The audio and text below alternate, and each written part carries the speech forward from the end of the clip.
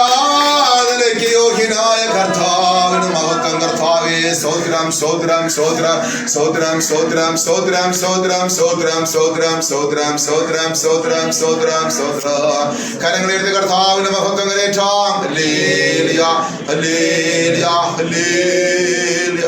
കർത്താവായ യേശുവിന്റെ പുണ്യനാമം മഹത്വപ്പെടുമാറാകട്ടെ. കടന്നു വന്ന എല്ലാ ദൈവമക്കളെ ഓർത്ത് കർത്താവിനെ സ്തുതിക്കുന്നു. ആഴ്ചയിൽ നടന്നു വരുന്ന വേടവാഴ്ചയാണല്ലോ നമ്മുടെ ഉപവാസ പ്രാർത്ഥന. ഇന്നും ദൈവം നമുക്ക് തന്ന കൃപയ്ക്കൊത്തവണ്ണം സമയവും സാഹചര്യത്തിനൊത്തവണ്ണം നമുക്ക് കൂടി വരുവാൻ സർവകൃപാലുവായ ദൈവം നമ്മെ സഹായിച്ചതിനെ ഓർത്ത് ദൈവത്തെ സ്തുതിക്കുന്നു.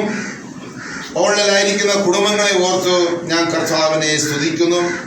ഇന്നത്തെ ഈ പ്രാർത്ഥന എല്ലാവർക്കും അവരുടേതായ ആത്മീയ, ഭൗതിക, ശാരീരിക, മാനസിക, ആരോഗ്യകരമായ എല്ലാ മേഖലകളിലും ആമേൻ ഒരു അനുഗ്രഹത്തിന് കാണാമായി തീരട്ടെ എന്ന് പ്രാർത്ഥിച്ചുകൊണ്ട് ദൈവം എന്നെ ഇന്ന് ഏൽപ്പിച്ച ഒരു ആലോചന നിങ്ങളുടെ മുമ്പിൽ പറഞ്ഞുകൊണ്ട് ഇരിക്കുവാൻ ആഗ്രഹിക്കുന്നു. ദൈവത്തിന് സ്തോത്രം. ആമേൻ. കാര്യം ലാസ്റ്റ് ഡേ, അന്ത്യകാലഘട്ടം എത്തിയിരിക്കുന്നു. കാരണം നമ്മൾ ഒരുപാട് പ്രവചനങ്ങൾ നമ്മൾ ധാരാളം കേട്ട് തഴമ്പിച്ചിരിക്കുകയാണ് നമ്മുടെ ചെവിയെല്ലാം, നമ്മളും. പക്ഷെ ഇന്ന് ജനത്തിന് ആവശ്യമായ കൊടുക്കേണ്ടതായ ഭക്ഷണം കൃത്യമായിട്ട് പലയിടങ്ങളിലില്ല. ഞാൻ എല്ലായിടങ്ങളിലും പറയുന്നില്ല, പലയിടങ്ങളിലില്ല. ഇന്നും ആലോചന കൊടുത്തുകൊണ്ടേയിരിക്കുന്ന അമ്മേ. പ്രവചനം നല്ലതാണ്, നടക്കട്ടെ. പക്ഷെ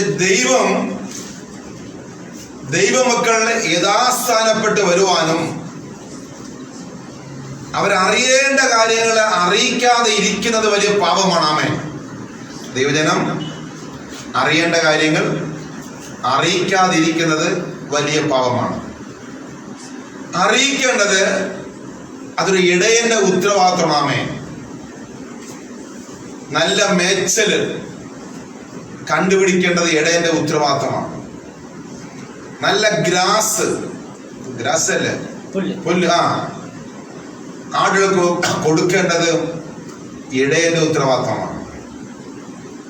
വല്ല പുഴുവരിച്ച പുല്ലും ചെതലരിച്ച പുല്ലും കൊടുത്ത ആടുകൾക്ക് എന്ത് സംഭവിക്കും? അസുഖം ഉണ്ടാവും, അസ്വസ്ഥത ഉണ്ടാവും. നമുക്കറിയാം. മൃഗങ്ങൾക്ക് പോലും എന്തിനു തന്നെ അതിൻ്റെതായ ഒരു യോഗ്യത, മാന്യതയും എല്ലാ കാര്യങ്ങളും അതിനുണ്ട്. അവിടെ തെറ്റിയാൽ അതിന് വിഷയമാണ്. അങ്ങനെയെങ്കിൽ നമ്മുടെ ജീവിതത്തിൽ എങ്ങനെയായിരിക്കും? ഇന്ന് അനേകര് ആമേൻ ഈ വക കാര്യങ്ങളിൽ ആമേൻ തെറ്റി ഭക്ഷിക്കുന്നു. ആമേൻ. എങ്ങനെയൊക്കെ ഭക്ഷിക്കുന്ന മുഖാന്തരം ദൈവജനം യഥാസ്ഥാനപ്പെട്ട് വരേണ്ട സമയം കഴിഞ്ഞു പോയി. ആമേൻ. പക്ഷെ വരുന്നില്ല. എന്നാൽ ഈ ദിവസങ്ങളിൽ നമ്മുടെ കൊച്ചു കൂട്ടായ്മയാണെങ്കിലും ദൈവം നമുക്ക് തരുന്നതായ ആ കൃപയ്ക്കൊത്തവണ്ണം നാം ദൈവത്തിന്റെ വചനം പരിശുദ്ധാത്മാവില് നമ്മളാലാകുന്നു ഷെയർ ചെയ്യുകയും എളിവൻ നിങ്ങളെ പഠിപ്പിച്ചു തരികയും ചെയ്താമേ. ഇപ്പോൾ നിങ്ങൾക്കൊരു ദൂതിന്റെ ആവശ്യം ആർക്കുമില്ല. കാരണം കുറച്ചൊക്കെ നിങ്ങൾക്ക് സാമാന്യം എല്ലാം വിവേചിച്ച് മനസ്സിലാക്കേണ്ടതായ കുറച്ച് പ്രാപ്തി ദൈവം നിങ്ങൾക്ക് തന്നിട്ടുണ്ടായ. ഇപ്പോൾ നമുക്ക് വേണ്ടത് തെറ്റുകളെ തിരുത്തി നമ്മൾ മുന്നോട്ട് പോകണം. ആമേ. തെറ്റുകളെ തിരുത്തി മുന്നോട്ട് പോകണം. ഒരു ദൈവത്തിന്റെ ജീവിതത്തിൽ എന്തെങ്കിലും തെറ്റ് ആമേ ആ ജീവിതത്തിൽ ഉണ്ടായിരുന്നാൽ അത് അവന്റെ മുന്നോട്ടുള്ള യേശു ക്രിസ്തുവുമായുള്ള യാത്രയ്ക്ക് അത് വിഘ്നം സംഭവിക്കും. വിഘ്നം ഉണ്ടാക്കും. അതുകൊണ്ട് ഇന്ന് കർത്താവിനെ ഏൽപ്പിച്ച ഒരു സബ്ജക്റ്റ് ആമേ ഞാൻ നിങ്ങളുടെ ഹൃദയത്തിൽ ഞാൻ പതിപ്പിക്കുവാൻ തരുവാൻ നിങ്ങളെ അറിയിക്കുവാൻ ആഗ്രഹിക്കുന്നതാണ്. നമുക്കൊരു വാക്യം നമുക്ക് വായിക്കാം.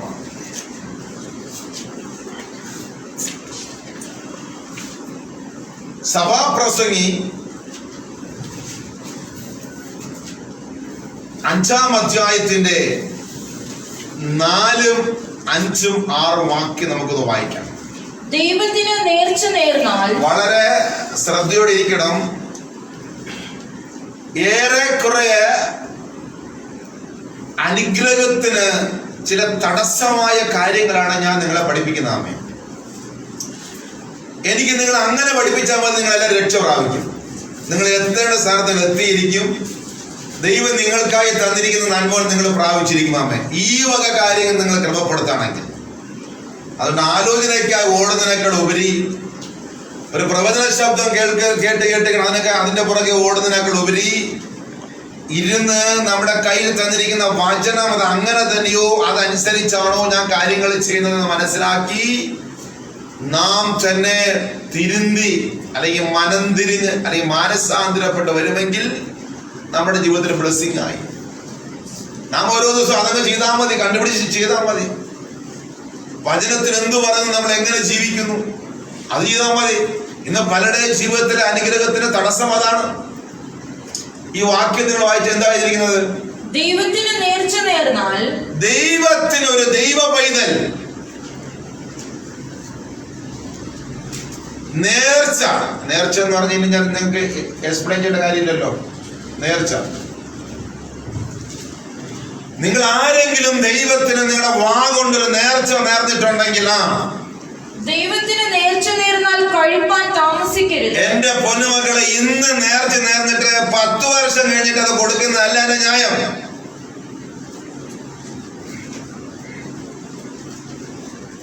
ഈ നേർച്ച എന്നാൽ എന്ത്? നേർച്ച എന്നാൽ ഒരു ക്വസ്റ്റ്യൻ തരികയാണ്.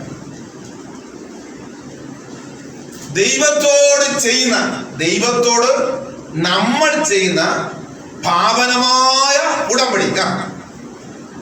നേർച്ച എന്നാൽ എന്ത്? ക്വസ്റ്റ്യൻ. ആൻസർ എന്താണ്? ദൈവത്തോട് അടുത്തു വരുന്ന മനുഷ്യൻ പാവനമായി ചെയ്യുന്ന ഉടമ്പടിയാണ് നേർച്ച. നമ്മളൊരു ലോക മനുഷ്യരോട് ചെയ്യുന്നത് പോലെ അല്ല ദൈവത്തോട് നമ്മൾ നേർച്ച നേരുന്നത്. ഒരു ലോക മനുഷ്യരോട് നിങ്ങൾ എന്തെങ്കിലും കൊടുക്കാമെന്ന് പറഞ്ഞ് കൊടുക്കാതിരിക്കുക, അതല്ല വിഷയം. നമ്മൾ മനുഷ്യനെ ദൈവത്തോട് സമമാക്കരുത്. മനുഷ്യനെ കാണുന്ന പോലെ നമ്മൾ ദൈവത്തിനെ കാണരുത്. കാരണം കർത്താവിനെ പൂർണ്ണമായി ആർക്കും കാണുവാൻ കഴിയത്തില്ല. അവൻ അസഹിഷ്ണുവായ ദൈവമാണ്. അവിടുന്ന് ദഹിപ്പിക്കുന്ന അഗ്നിയായ ദൈവമാണ്. മുമ്പിൽ ആർക്കും നിൽക്കാൻ കഴിയത്തില്ലാമേ. മോശയെ പോലും കൊണ്ട് നിർത്തി ദൈവത്തിന്റെ ഒരു ഷാഡോ കാണിച്ചു കൊടുത്തത് പാറ പിളർപ്പിൽ കൊണ്ട് നിർത്തിയിട്ടാണ്. കർത്താവ് കടന്നു പോകുമ്പോ എത്രയോ കോടിക്കണക്കിന് ഒരു ഡോട്ട് ഷാഡോ പതുക്കെ ഒരു ഫീലിംഗ് കൊടുത്തു, അത്രയേ ഉള്ളൂ.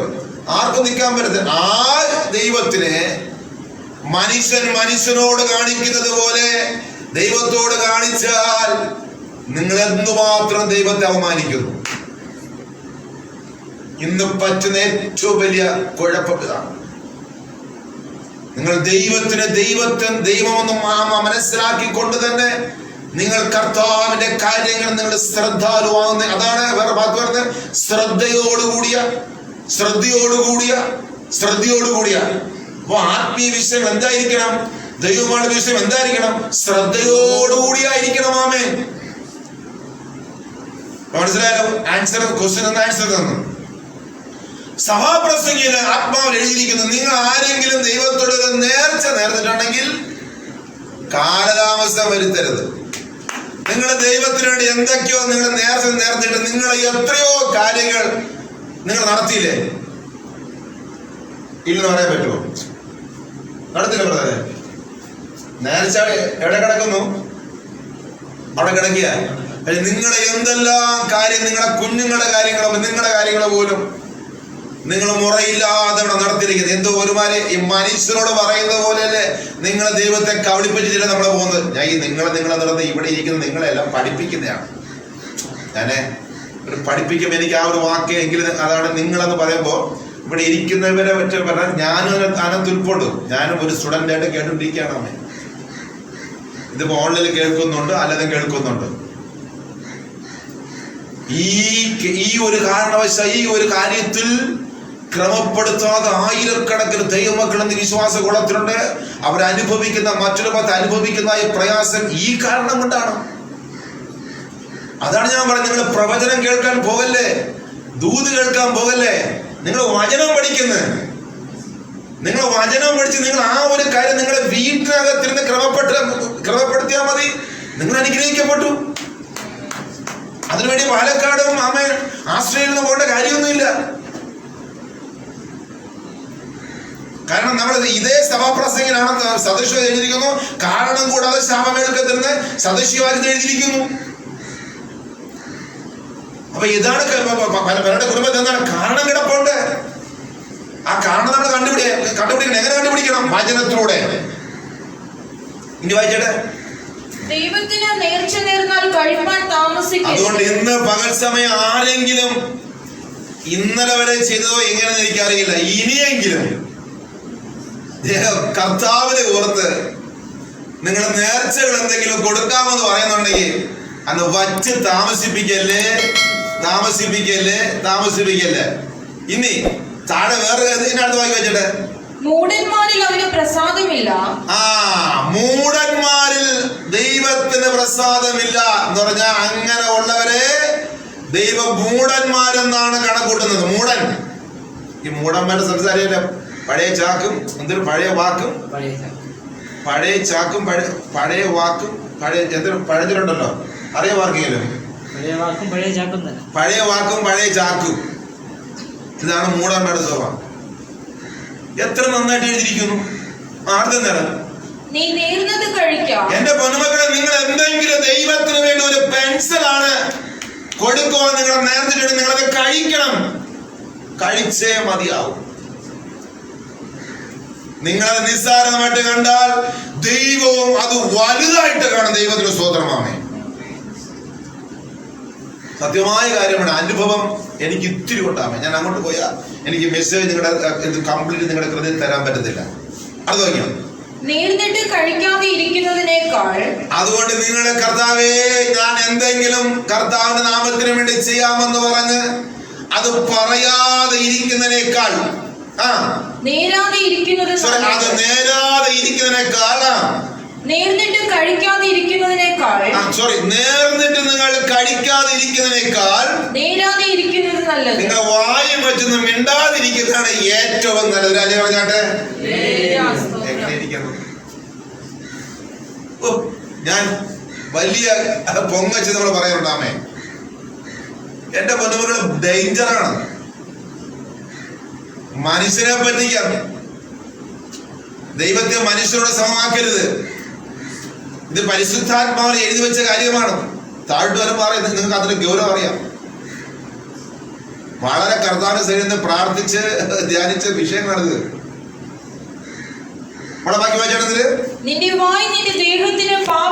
അങ്ങനെ നിങ്ങൾ എന്തെങ്കിലും കർത്താവിന്റെ നാമത്തിന് വേണ്ടി കൊടുക്കാമെന്ന് പറഞ്ഞിട്ടുണ്ടെങ്കിൽ, കർത്താവിന് വേണ്ടി ഞാൻ ചെയ്യാമെന്ന് പറഞ്ഞിട്ടുണ്ടെങ്കിൽ, അത് ചെയ്യാതിരിക്കുന്നത് ഏറ്റവും വലിയ പാപം. ദൈവത്തെ നീ പറ്റിച്ചു. ഒന്ന്, കർത്താവിന് ആശ്വാസമല്ലോ. പൊന്നുവനെ, ഞാൻ നിന്റെ അടുത്തൊന്നും ചോദിച്ചില്ലല്ലോ. ഞാൻ നിന്റെ അടുത്ത് എന്തെങ്കിലും ചോദിച്ചോ? നീ അതിനേക്കാളും നീ ആ ഒരു വിഷയത്തിൽ നീ മിണ്ടാതിരിക്കുന്നതാണ് ഏറ്റവും നല്ലത്. എനിക്കൊന്നും വേണ്ട. നിനക്കതൊരു വലിയ കെണിയും പാവമായി തീരാതിരിക്കണമെങ്കിൽ നീ നേർന്നത് തക്ക സമയത്ത് നേരണം. ഇല്ലെങ്കിൽ നേരരുത്. ദൈവത്തിനോട് നിങ്ങൾ ഒന്നും കൊടുത്തില്ലെന്ന് പറഞ്ഞ കർത്താവ് പറയുന്ന ഒരു പാവമല്ല ഞാൻ നിന്നെ അനുഗ്രഹിക്കും. നീ മറ്റുള്ള കാര്യങ്ങൾ എന്ത് ചെയ്തത്? വിശ്വസനായിരുന്നാൽ മതി. ബാക്കിയുള്ള ആത്മവിശ്വാസം ഉണ്ടല്ലോ, നീ അതിൽ വിശ്വസനായിരുന്നാൽ മതി. പക്ഷെ നേരാതിരുന്ന അപകടമാണ്. എന്നിട്ട് കാലതാമസം വരുത്തരുത്. നേരുന്ന വ്യക്തിയുടെ ദൈവാത്മാവ് ഇടപെടുന്നു. നമ്മൾ പറയണമേ. രണ്ടാമത് പറയുന്നത് നേരാതിരിക്കുന്നതാണ് നിനക്ക് ഏറ്റവും നല്ലതാണ്. അതുകൊണ്ട് നിങ്ങൾ ആരും സ്വർഗത്ത് പോകത്തിരുന്നാൽ നിങ്ങൾ സ്വർഗത്ത് പോകും. മറ്റുള്ള കാര്യങ്ങൾ വിശ്വസനം നിങ്ങൾ കാര്യങ്ങൾ ചെയ്താൽ നിങ്ങൾ സ്വർഗത്ത് പോകും. പക്ഷെ മൂഢന്മാരുടെ ആ സ്വഭാവം നമ്മൾ കാണിക്കരുത്. ആ വാക്യം ലാസ്റ്റ് വായിക്കണം. നിന്റെ വായ് നിന്റെ ദേഹത്തിന് അങ്ങനെ നിങ്ങൾ നിങ്ങളുടെ വാ കൊണ്ട് ദൈവസന്നിധിയിൽ പറഞ്ഞ ഈ വാക്ക് നിവർത്തിച്ചില്ലെങ്കിൽ അത് എന്ത് ചെയ്ത് പാപമായി ദൈവസന്നിധിയിൽ ദൈവം ഡിക്ലെയർ ചെയ്യുമ്പോൾ ആ പാപത്തിന്റെ അനന്തരഫലം നിങ്ങളുടെ ശരീരത്തിൽ വന്ന് ഭവിക്കുന്നു. അല്ലെങ്കിൽ നിങ്ങളെ ചുറ്റിപ്പറ്റ ഏതെങ്കിലും മേഖലകളിൽ അത് വന്ന് ഭവിക്കുന്നു, അത് നിങ്ങൾ അറിയുന്നില്ല. അതുകൊണ്ട് എന്നെ കേൾക്കുന്ന ഓൺലൈനിലായിരിക്കുന്നവരും ഈ ആരുടെ കേൾക്കുന്ന ആരെങ്കിലും ഉണ്ടെങ്കിൽ ദൈവത്തെ ഓർത്ത് നിങ്ങൾ നേരാതിരിക്കുന്നതാണ് ഏറ്റവും നല്ലത്. നേർന്നു കഴിഞ്ഞാൽ നിങ്ങൾ കൊടുക്കാൻ സന്നദ്ധരായിരിക്കണം. ശരി, ഒരു ദിവസമോ 2 ദിവസമോ 1 മാസമോ അവിടെ പ്രത്യേകം എഴുതിട്ടുണ്ട്, കാലതാമസം വരുത്തരുത്. ഈ അല്ലെങ്കിൽ നേരിടുന്നേ. പക്ഷെ ഈ എത്ര അനുഭവങ്ങളാണ്, എത്ര പേര് ഇതിനകത്ത് കടന്നു പോയി ശിക്ഷ അനുഭവിക്കുന്നു. അത് എവിടെ നിന്ന് ഭവിക്കും? തന്റെ അനന്ത ഫലം നമ്മളിൽ വന്ന് ഭവിക്കും. നിന്റെ ദേഹത്തിന് പാവമായി തീരുന്നത്. അമ്മേ നമ്മൾ എന്തുകൊണ്ടാ വാ കൊണ്ടു നേരുന്നത്? ദേഹത്തിന് പാവപരമായി തീരരുത്. അതുകൊണ്ട് ഇന്ന് പകൽ സമയം ദൈവം നമ്മളോട് ശക്തമായി ഇടപെടുന്നു. ഈ വക കാര്യത്തിൽ ക്രമക്കേട് കാണിച്ച ആയിരങ്ങൾ ദൈവസന്നിധിയിൽ ഇന്ന് കുറ്റക്കാരായിരിക്കുന്നു. അതിന്റെ അനന്തരഫലം ദേഹം പാപകരമായി തീരുന്നു. ആ പണിഷ്മെന്റ് നമ്മുടെ ദേഹത്തിൽ വരുന്നു, അല്ലെങ്കിൽ നമ്മുടെ മറ്റ് സാമ്പത്തികത്തിൽ വരുന്നു, അല്ലെങ്കിൽ നമ്മുടെ മറ്റേതെങ്കിലും വിഷയത്തിന്മേൽ അതിന്റെ അനന്തരഫലം വന്നു ഭവിക്കുന്നു. ഒരലി പറഞ്ഞാട്ടെ. സംഖ്യാപുസ്തകം 30-ാം അധ്യായത്തിന്റെ 2-ാം വാക്യം വായിച്ചേണ്ട. സംഖ്യാപുസ്തകം 30:2.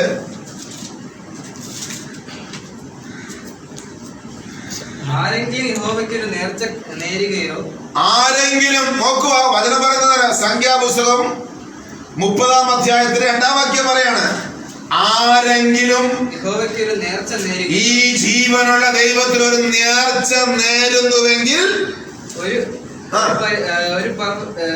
പരിവർത്തന വ്രതം ദീക്ഷിപ്പാൻ ശപഥം ചെയ്യുകയോ ആരെങ്കിലും യഹോവയ്ക്ക് ഒരു നേർച്ച നേരുകയോ ഒരു പരിവർജന വ്രതം ദീക്ഷിപ്പാൻ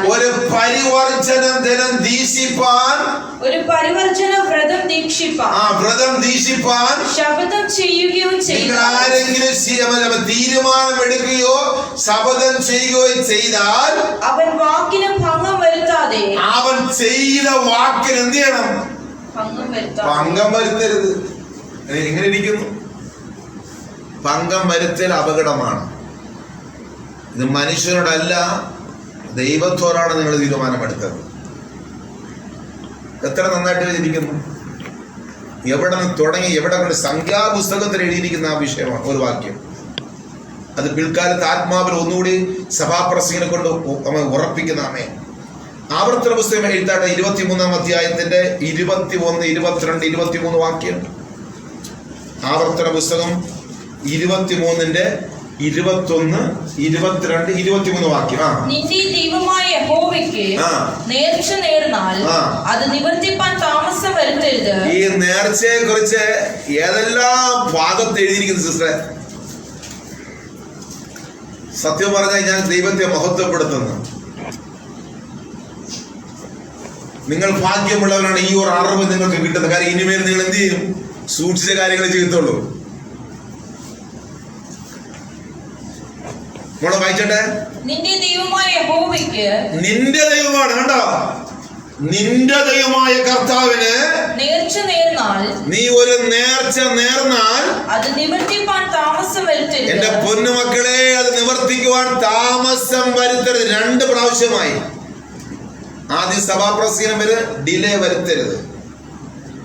ഇവിടെ ആവർത്തനം എഴുതിക്കുന്നത് ഡിലേ വരുത്തരുത്. അങ്ങനെ ചെയ്താൽ, നിങ്ങൾ ആരെങ്കിലും അങ്ങനെ ഡിലേ വരുത്തിയാൽ, നിന്റെ ദൈവമായ യഹോവ നീ ആശ്രയിച്ച് വന്നാൽ എന്തിന്? നിനക്കൊരു അനുഗ്രഹത്തിന് വേണ്ടി, നിന്റെ പ്രത്യാശയ്ക്ക് വേണ്ടി, നിങ്ങളുടെ ആശ്വാസം നിങ്ങൾ ആശ്രയിച്ചു വന്ന ദൈവം പറയാ. എന്താണ്? അങ്ങനെ നിങ്ങൾ ചെയ്താൽ നിന്റെ ദൈവമായ യഹോവ നിന്നോട് ചോദിക്കും. എങ്ങനെ ഇരിക്കുന്നു? അതിന് വളരെ ഗൗരവമായി ഈ നേർച്ച കാര്യങ്ങളുടെ ദൈവമക്കൾ ശ്രദ്ധാലുക്കൾ ആയിരിക്കണമെന്ന് ആത്മാവ് ഇന്ന് ഇടപെടുന്നു. നമ്മുടെ ചെറിയ കൂട്ടമാണെങ്കിലും ഇത് ഓൺലൈനിലൂടെ യൂട്യൂബിലൂടെ ഒക്കെ കേൾക്കുന്നൊരു എനിക്ക് സന്തോഷമുണ്ട്. അവർക്ക് പലർക്കും ഇത് അറിയില്ലായിരിക്കാം, ഇതിന്റെ നല്ലൊരു ജ്ഞാനം അവർക്ക് ലഭിച്ചില്ലായിരിക്കാം. ലഭിക്കട്ടെ. ഇനിയെങ്കിലും ആ കേൾക്കുന്നവരെങ്കിലും അതിൽ മാനസാന്തരപ്പെടട്ടെ. ഒന്ന് നേർച്ച, രണ്ട് ഡിലേ ചെയ്യിപ്പിക്കരുത്. നേരണം, ഇല്ലെങ്കിൽ ചെയ്യരുത്. പ്രശ്നം തീർന്നു. ഞാൻ പറഞ്ഞത് മനുഷ്യനോട് ചെയ്യുന്ന പോലെ അല്ല ഇതാമേ, ഇത് ഗൗരവമായ ഒരു വിഷയമാണ്. ആ വാക്യം തീർന്നോ? 23 വാക്യം വായിച്ചാൽ ഒന്നുകൂടെ വായിച്ചോട്ടെ. നിന്റെ ദൈവമായ യഹോവയ്ക്ക് നേർച്ച നേർന്നാൽ അത് നിവർത്തിപ്പാൻ താമസം വരുത്തരുത്. അങ്ങനെ ചെയ്താൽ നിന്റെ ദൈവമായ യഹോവ നിന്നോട് ചോദിക്കും, അതും നിങ്ങൾ പാപമായിരിക്കും. കണ്ടോ? നേരത്തെ നമ്മൾ വായിച്ച് നിന്റെ വായിന്ന് വീണ വാക്ക് നിവർത്തിച്ചില്ലെങ്കിൽ നിന്റെ വാക്ക് കാരണം നിന്റെ ദേഹത്തിന്റെ പാപമായി കണക്കിടും. അങ്ങനെയൊക്കെ ചെയ്യുന്ന മൂഢന്മാരാണ്. നിസ്സാരമായിട്ട് കാണുക, നിസ്സാരമായിട്ട് കാര്യങ്ങൾ ചെയ്യുക. ആ മൂഢന്മാരുടെ സ്വഭാവം നമ്മുടെ ദൈവമക്കളാരും കാണിക്കരുത്. കാണിക്കുന്നത് ഇവിടെ കാണിച്ചോ, പക്ഷെ ഭവിഷ്യത്ത് നിസ്സാരമല്ല, ഭയങ്കര ഡേഞ്ചറാണ്. ഇവിടെ എന്താ എഴുതിയിരിക്കുന്നത്? ഇവിടെ ഒന്ന് വായിച്ചോട്ടെ. അങ്ങനെ നീ ചെയ്താൽ നിന്റെ ദൈവമായ യഹോവ നിന്നോട് ചോദിക്കും. എന്റെ പൊന്നുമകളെ നിന്നോട് ചോദിച്ചിരിക്കും. ആമേൻ. അത് നിങ്ങൾ പാപമായിരിക്കും. നേരാതിരിക്കുന്നത് പാപമാകയില്ല. ഒരല്ലേ പറഞ്ഞാട്ടെ. നിങ്ങൾ ഒന്നും കർത്താവ് കൊടുക്കുന്നത്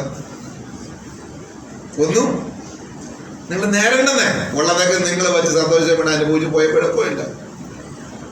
എന്റെ കർത്താവ് ഒന്നും നിങ്ങൾ നേർച്ച നേരണ്ട. നിങ്ങൾ ആ ഗൗരവം മനസ്സിലാക്കണം. അല്ലെ നിങ്ങൾ നേരാതിരുന്ന പാവം അല്ലെന്ന് പറയാ. ഇതും 2 പ്രാവശ്യം എടുത്തു പറയണം, നാം നേരത്തെ കേട്ട്. അങ്ങനെയെങ്കിൽ പൊന്നുമക്കളെ, കർത്താവിന്റെ ഈ വിഷയം വരുമ്പോൾ വളരെ 2 വട്ടം ചിന്തിക്കണം. ഭാര്യ ഭർത്താവാണ് ഒരു കാര്യം ചെയ്യാൻ ആഗ്രഹിക്കുന്നെങ്കിൽ ഇരുന്ന് ചിന്തിക്കണം, നമ്മളെ കൊണ്ട് ചെയ്യാൻ പറ്റുമോ അച്ചായ. ഇനി മോളെ, നമ്മളെ കൊണ്ട് ചെയ്യാൻ പറ്റുമോ? തിരിച്ച് അങ്ങോട്ട് ചോദിക്കണം. ഇരുന്ന് വിലയിരുത്തണം. അല്ലേ? എടുത്തണ്ടേ? വില ഇരുത്തിയിട്ട് വേണം തീരുമാനമെടുക്കാൻ. ഇല്ലെങ്കിൽ ചെയ്യാതിരിക്കുന്നതാണ് ഏറ്റവും നല്ലത്. ആത്മാവിനോട് ഇടപെടുന്നു. ഇത് മുഖാന്തരം എന്റെ ദൈവത്തെ നിസ്സാരമായി കണ്ട് ദൈവത്തെ കബളിപ്പിച്ച് ഇത് അവരറിയുന്നില്ല. അവിടെ മേൽ പാപത്തിന്റെ അനന്തരഫലമെന്ന് വാണ് ഒരു പണിഷ്മെന്റ് പോലെ കെട്ടുപോലെ കിടക്കുന്ന ആയിരക്കണക്കിന് ഒരു പെന്റിക്കോസ് അനുഭവത്തിനകത്തുണ്ട്. നമ്മളെല്ലാവരും പാടില്ല. ഇന്നലെ വരെ ഒക്കെ കർത്താവ് ക്ഷമിക്കട്ടെ, ഞാൻ പ്രാർത്ഥിക്കുന്നു. ഇനിയെങ്കിലും വളരെ ഗൗരവത്തോടെ ഈ കാര്യത്തിന് വേണ്ടി നിങ്ങൾ മുതിരാവും. 2 വട്ടം ചിന്തിക്കണം. ചെയ്യാൻ പറ്റുമെങ്കിൽ ചെയ്യണം. എന്നെ സംബന്ധിച്ചാണെങ്കിൽ നേരത്തെ കൊടുക്കാൻ പറ്റിയില്ലെങ്കിൽ കടം വാങ്ങിയെങ്കിൽ ആ നേർച്ച ഞാൻ വായ്പ എടുക്കും. ഞാൻ വായ്പ മേടിച്ചെങ്കിലും ഞാൻ അത് കൊടുത്ത് തീർക്കും. കാരണം എനിക്ക് അതറിയാം, ദൈവത്തെ പറ്റിക്കാൻ പാടില്ല. അങ്ങനെ ഞാൻ ചെയ്തിട്ടുണ്ട്. എനിക്ക് പറ്റിയ പിശാചിനെ പല തരത്തിലിട്ട് ഈ നേർച്ച നിവർത്തിക്കാതെ കൊണ്ട് എന്നെ നെരുക്കി. ഞാൻ തന്ത്രം മനസ്സിലാക്കി, ശരി ഇന്ന് കർത്താവേ എന്തായാലും ഞാൻ വായ്പ വാങ്ങാൻ തീരുമാനിക്കും. വിഷയത്തിൽ എനിക്ക് ദൈവത്തിന് നീതി പുലർത്തണം. തക്ക സമയം ഞാൻ ഒരു വ്യക്തിയുടെ അടുത്ത് അത് ചോദിച്ചപ്പോൾ എനിക്ക് തന്നു. പക്ഷെ തിരിച്ച് ഞാൻ അത് മടക്കി കൊടുത്തു. ഞാൻ കാര്യം സ്ഥാപിച്ചു കൊടുത്തു. എനിക്ക് പ്രാർത്ഥിക്കാൻ മുട്ട് മടക്കണമെങ്കിൽ എനിക്കൊരു പ്രാഗൽഭ്യമാണ്. ഇതല്ല വിഷയത്തിനൊക്കെ വലിയ വിഷയത്തിന് എനിക്ക് ദൈവസ്ഥ മറുപടി കിട്ടുവാനുണ്ട്. അതുകൊണ്ട് ഈ ഒരു ചെറിയ വിഷയം, ഈ ഒരു കാരണം മുഖാന്തരം പിശാചു വാദിച്ച് ദൈവത്തിന് മറുപടി എനിക്ക് അത്യാവശ്യമായ മറുപടി അവിടെ മുടങ്ങരുത്. എന്റെ പ്രാർത്ഥന എനിക്കൊരു പ്രാഗൽഭ്യം വേണം. ഞാൻ വാക്കുകൊണ്ട് പാപത്തിന്റെ ഈ വാക്കുകൊണ്ടല്ലേ വീണ്ടും ഞാൻ നന്മയ്ക്ക് വേണ്ടി ഉടയമെടുക്കലും ചെല്ലുന്നത്. അതുകൊണ്ട് എനിക്ക് ഇതിന്മേലെ ഇത്തിരി ബാധ്യത വന്നതിന് പ്രശ്നമില്ല. ഞാൻ വാങ്ങി അല്ലെങ്കിൽ ഞാൻ മറ്റൊന്നും മറിച്ച് ഞാൻ ആ കാര്യം സാധിപ്പിച്ചിട്ട് പോയി മുട്ടുമടങ്ങി. ഇവിടെ പിന്നെടുത്ത് കൊടുക്കാൻ സാധിച്ച് കർത്താവ് മുമ്പിൽ ഞാൻ ആ വിശ്വസ്ത പുലർത്തി. എങ്ങനെ ഇരിക്കുന്ന കാര്യം? വളരെ വാക്യം തീർന്നു. 23 വരെ. നിന്റെ നാവിന്മേൽ നിന്ന് വീണത്. എന്റെ പൊന്നുമക്കളെ, ഈ വാക്ക് എവിടെന്നാ വരുന്നത്? വായിന്ന്, നാവുന്ന വരുന്നത്. അപ്പൊ നിന്റെ നാവിൽ നിന്ന് വീണത് നിവർത്തിക്കുകയും വായ് കൊണ്ട് നീ പറഞ്ഞ സ്വമേധാദാനം. കണ്ടോ? നിങ്ങൾ നേർച്ച ആരെങ്കിലും പറഞ്ഞിട്ടാണ് നിങ്ങൾ നേർന്നത്? നിങ്ങളുടെ ഹൃദയത്തിൽ തന്നെ നിങ്ങൾ പറഞ്ഞത് അല്ലേ? നിങ്ങളുടെ ഇഷ്ടത്തിന്, നിങ്ങളുടെ താല്പര്യത്തിന്, നിങ്ങളുടെ സ്വന്തം ഇഷ്ടത്തിനും സ്വമേധ നിങ്ങൾ പറഞ്ഞതാണ്. പാസ്റ്റ് കൊടുക്കാൻ നിങ്ങളത് പറഞ്ഞോ? ഞാൻ ആരത് പറഞ്ഞില്ലല്ലോ. ഞാൻ എക്സാമ്പിൾ പറയുന്നതാണ്. നിങ്ങളുടെ സ്വമേധാദാനം, നിങ്ങളുടെ വായെന്ന് പുറത്തു വന്ന് വീണത്, നിന്റെ നാവിന്മേൽ നിന്ന് വീണത് നിവർത്തിക്കുകയും, എന്റെ പൊന്നുമക്കളെ നിങ്ങൾ നിവർത്തിക്കുകയും, വാ കൊണ്ട് പറഞ്ഞത് സ്വമേധാദാനം നിന്റെ ദൈവമായ യഹോവയ്ക്ക് നേർന്നതുപോലെ നിവർത്തിക്കുകയും വേണം. എങ്ങനെ? 1000 രൂപ കൊടുക്കാന്ന് പറഞ്ഞിട്ട് 999 കൊടുക്കുന്നതല്ല ശരി. നേർന്നത് ആ പോലെ എന്ന വാക്ക് ഒരു അണ്ടർലൈൻ ചെയ്യണം. 10 സെന്റ് സ്ഥലം കൊടുക്കാന്ന് പറഞ്ഞാൽ 10 സെന്റ് സ്ഥലവും കൊടുത്തിരിക്കണം. താഴെ വരുന്നുണ്ട് പറയുന്നുള്ളത്. ഞാൻ പറഞ്ഞല്ലോ, ഇത് ദൈവത്തോടുള്ള കളിയാണ്. അല്ലെങ്കിൽ മിണ്ടാതിരുന്ന് പ്രാർത്ഥിച്ചോണം. ഇതിന്റെ ഗൗരവം അറിയാതെ ആയിരക്കണക്കിന് ഇന്നും കിടന്നും തീ തിന്നുന്ന അനുഭവത്തിൽ കടന്നു പോകുന്നു. കാര്യം ഞാൻ പല ശുശ്രൂഷയ്ക്ക് ഞാൻ ഈ ഫീൽഡിൽ പോകുന്നുണ്ട്. കർത്താവിന്റെ ആത്മാവ് നിങ്ങൾ എന്തെങ്കിലും ചില വിഷയത്തിൽ ഭാരപ്പെട്ട ചില കുടുംബങ്ങളിൽ നിങ്ങൾ കർത്താവിന്റെ എന്തെങ്കിലും കാര്യങ്ങൾ നേർന്നിട്ടുണ്ടോ? കർത്താവ് എടുത്തു. അപ്പോഴാണ് ഓർക്കുന്നു തന്നെ അത് തന്നെ വാദം. നിങ്ങളത് കറക്റ്റ് ചെയ്താ ഒരു ഉപവാസത്തിന്റെ കാര്യമില്ല. നിങ്ങളത് കറക്റ്റ് ചെയ്ത കർത്താവ് അടുത്ത നിങ്ങളുടെ എല്ലാ ബാക്കിയുള്ള വിഷയത്തിനും ഓപ്പൺ ആക്കി രക്ഷപ്പെടുപ്പിക്കോ. ഇവിടെ വേറെ ഒരു കാര്യമില്ലെന്ന് പറഞ്ഞു. എനിക്ക് അനുഭവം ഉണ്ടെന്ന്. ഞാൻ നല്ല ഈ കാര്യത്തിൽ അനുഭവത്തിൽ നിന്നാണ് ഞാൻ ശുശ്രൂഷിക്കുന്നത്. ലാസ്റ്റ് വാക്യം വായിച്ചിട്ട്, നിന്റെ നാവിന്മേൽ നിന്ന് വീണത് നിവർത്തിക്കുകയും വായ് കൊണ്ട് പറഞ്ഞ സ്വമേധാദാനം നിന്റെ ദൈവമായ യഹോവയ്ക്ക് നേർന്നതുപോലെ നിവർത്തിക്കുകയും വേണം. അതുകൊണ്ട് നേർന്നത് പോലെ ചെയ്യണം. നിങ്ങൾ എന്താണ് ചെയ്യാൻ നിങ്ങൾ പ്ലാൻ ചെയ്തത് അതിൽ ഒരു ഡോട്ട് പോലും കുറയ്ക്കാതെ മുഴുവൻ എന്ത് ചെയ്യണം? യേശുപ്പച്ചന് മുൻപ് കർത്താവേ ഞാൻ നേർന്നത് ഇങ്ങനെയാണ്, നിന്റെ കരങ്ങളിലേക്ക് തിരഞ്ഞു നോക്കണം. ഒന്ന് കൊടുത്തു നോക്ക്, നിങ്ങൾ അനുഗ്രഹിക്കപ്പെടും.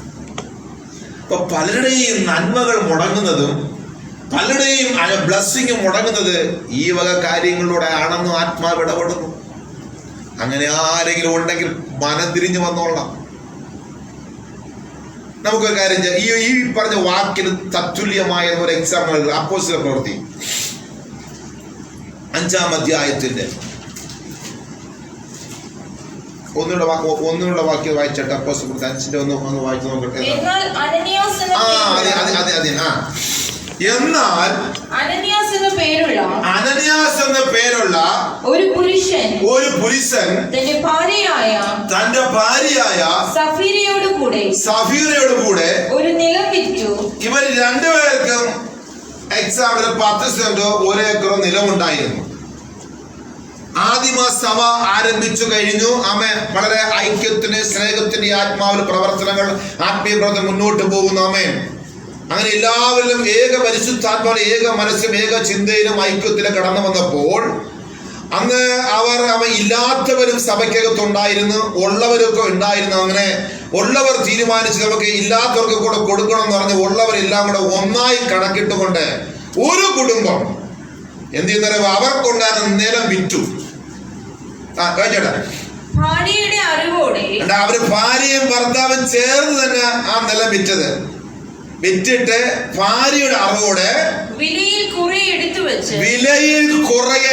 വെച്ച് ഒരു അംശം കൊണ്ടുവന്ന് അപ്പോസ്തലന്മാരുടെ കാൽക്കൽ വെച്ച് തീരുമാനം എന്താണെന്നറിയോ? നിലം വിൽക്കുന്ന മുഴുവൻ നന്മയും പാസ്റ്ററിന്റെ കയ്യിൽ അവിടെ സഭയെ കൊണ്ട് കൊടുക്കുന്ന തീരുമാനം. അന്ന് അങ്ങനെ ഒരു സിസ്റ്റം ഉണ്ടായിരുന്നു. പരിശുദ്ധാത്മാവിന്റെ വലിയൊരു പ്രവർത്തനത്തിന് ആ മധ്യത്തിൽ അങ്ങനെ എല്ലാവരും ഏക അഭിപ്രായത്തിലെ കാര്യങ്ങൾ ചില കാലഘട്ടമായിരുന്നു ഒന്നും.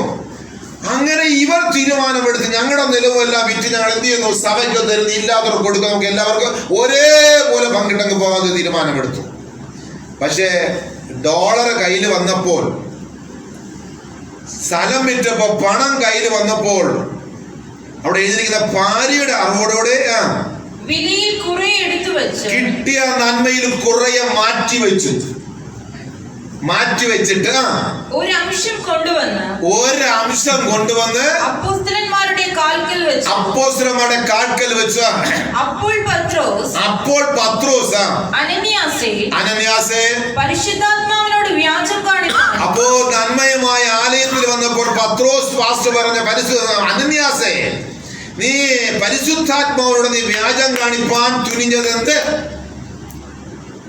ഞാൻ അതാ പറഞ്ഞത്, മനുഷ്യരോട് കള്ളം പറഞ്ഞ് നിൽക്കാം, ദൈവത്തിന് മുൻപായ കള്ളം പറഞ്ഞ് നിൽക്കാൻ ആർക്കും കഴിയത്തില്ല. അതുകൊണ്ട് ദൈവം സകലതും അറിയുന്നാമേ. പത്രോസിനടുക്കൽ അനന്യാസ് നന്മ കൊണ്ടുവന്നു. പക്ഷെ അപ്പോൾ തന്നെ ആത്മാവ് ഇടപെട്ട്, അനന്യാസേ, നീ പരിശുദ്ധാത്മാവനോട് വ്യാജം കാണിക്കാൻ എന്താ തുനിഞ്ഞത്? പരിശുദ്ധാത്മാവിനോട് വ്യാജം കാണിപ്പാനും നിലത്തിന്റെ വിലയിൽ കുറെ എടുത്തു ഒന്ന് പരിശുദ്ധാത്മാവോട് വ്യാജം പറഞ്ഞു, രണ്ട് നിലത്തിന്റെ വിലയിൽ എന്റെ വാക്ക് നീ പാലിക്കാതെ പോയി, അന്ന് കുറെ നീ മാറ്റിവെച്ചു. കുറെ എടുത്തു മാറ്റിവെക്കുവാനും സാത്താനിന്റെ ഹൃദയം കൈവശമാക്കിയത്. അപ്പൊ നേർച്ച കൃത്യമായി ചെയ്യാ അതവണ്ണം ആക്കുന്നത് ആരാണ്? സാത്താൻ. 100 കൊടുക്കേണ്ടത്. 1000 രൂപ കിട്ടിയ 100 രൂപ നമ്മൾ കൊടുക്കണം എന്നുള്ള നമ്മളിപ്പോ പഠിപ്പിച്ചു വരുന്ന 10 എന്നുള്ള ആ വചനത്തിനാണ് നമ്മൾ കൊടുത്തു വരുന്നത്. 100 രൂപ കിട്ടിയപ്പോൾ എന്തെന്നറിയോ?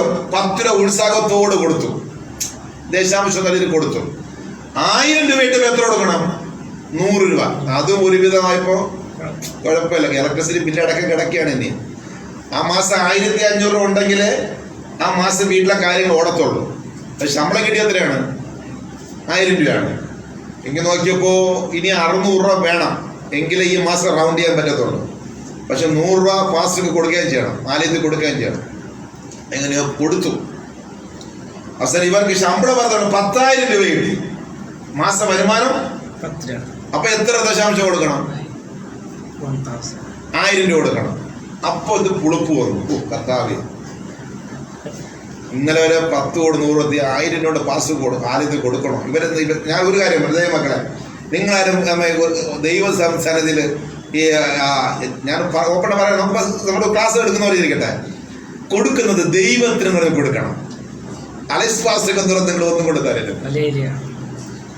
നിങ്ങൾ ദൈവത്തിന് കൊടുത്താൽ നിങ്ങൾ അനുഗ്രഹിക്കപ്പെടും. എനിക്കെന്നത് തരുമ്പോൾ നിങ്ങൾ എന്റെ ബാക്ക്ഗ്രൗണ്ട് നിങ്ങൾ എന്ത് ചെയ്യാൻ ഇളക്കും. പറയാം, അലക്സ് പാസ്റ്റർ 10 സെന്റ് സ്ഥലമുണ്ട്, കാറുണ്ട്, വീടുണ്ട് എന്ന് പറഞ്ഞ് നിങ്ങൾ എന്ത് ചെയ്യും? ജസ്റ്റ് ഒരു മിനിറ്റ്, ഞാൻ അറിയാതെ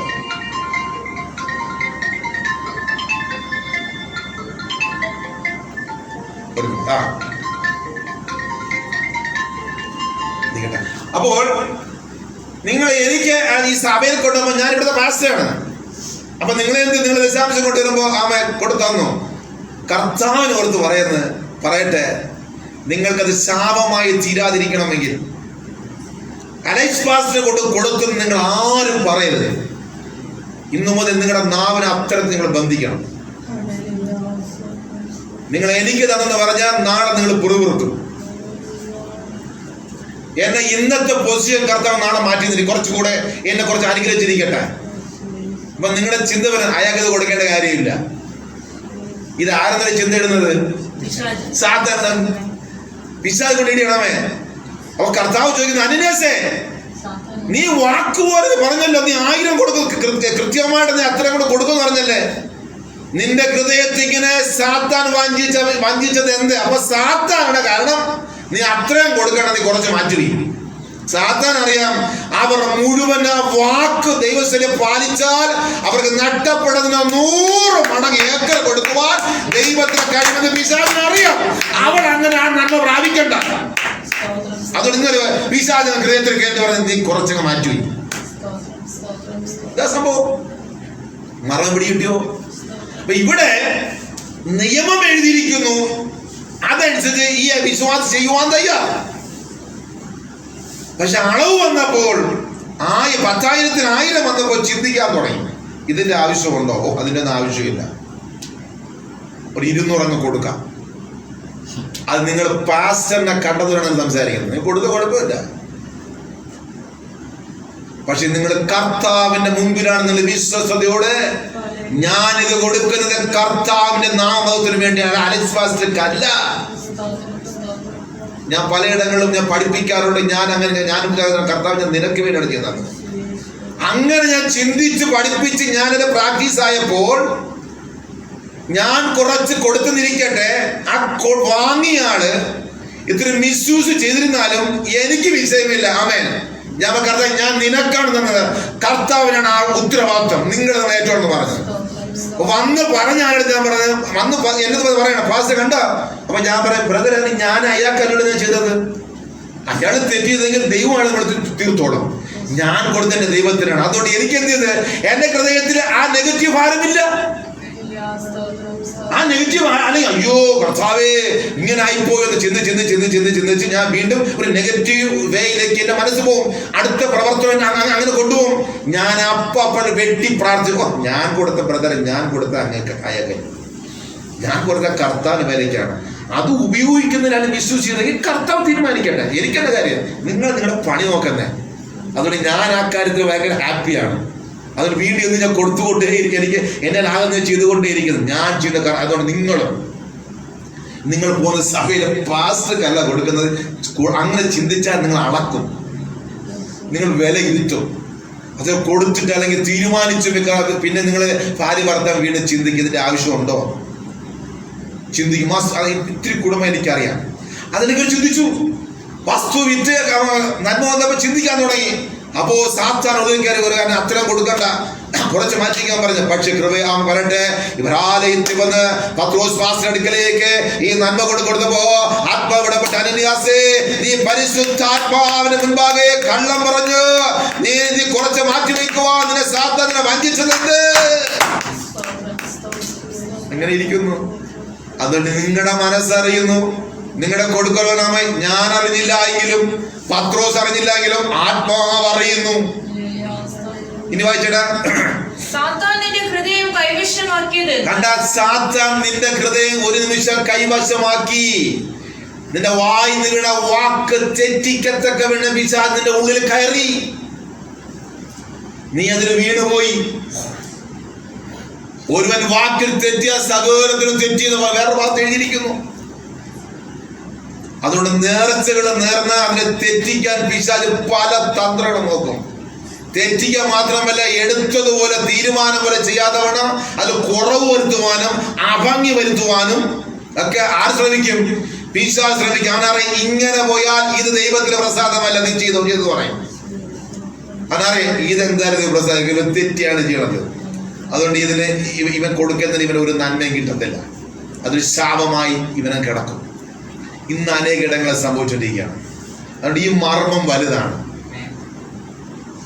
ഇനി ഇവിടെ വായിച്ചിട്ട്, അത് വിൽക്കും മുൻപേ നിന്റേതായിരുന്നില്ലേ? അനന്യാസേ, ഈ വസ്തു വിൽക്കും മുമ്പേ അത് നിന്റേതായിരുന്നില്ലയോ? വിറ്റ ശേഷവും നിന്റെ കൈവശമല്ലാലോ? വിറ്റതിന് ശേഷം നിന്റെ കയ്യിലല്ലയോ ഈ നന്മയിരുന്നത്? ഈ കാര്യത്തിന് നീ മനസ്സ് വെച്ചത് എന്ത്? ഈ കാര്യത്തിന് നീ എന്തിനാണ് നീ മനസ്സ് വെച്ചത്? മനുഷ്യരോടല്ല ദൈവത്തോടത്രേ നീ വ്യാജം കാണിച്ചതെന്ന് പറഞ്ഞു. പറഞ്ഞാട്ടെ, നിങ്ങൾ അലക്സ് പാസ്റ്ററോട് അല്ല നിങ്ങൾ കള്ളം പറഞ്ഞത്. നിങ്ങൾ പോകുന്ന സഭാ ദേവദാസങ്ങളല്ല നിങ്ങൾ കള്ളം പറഞ്ഞത്. കള്ളം പറഞ്ഞത് ഉടയവന്റെ മുൻപിലാണ്, ഉടയവനെതിരാണ് നിങ്ങൾ പ്രവർത്തിച്ചത്. ആ നന്മകളൊന്നും ദൈവം പ്രസാദിക്കത്തില്ല. അങ്ങനെ കള്ളം പറയുകയെ അങ്ങനെ വിലയിരുത്തിക്കൊണ്ട് കൊടുക്കുന്നതായ അനുഭവങ്ങളൊന്നും ദൈവം പ്രസാദിക്കത്തില്ല.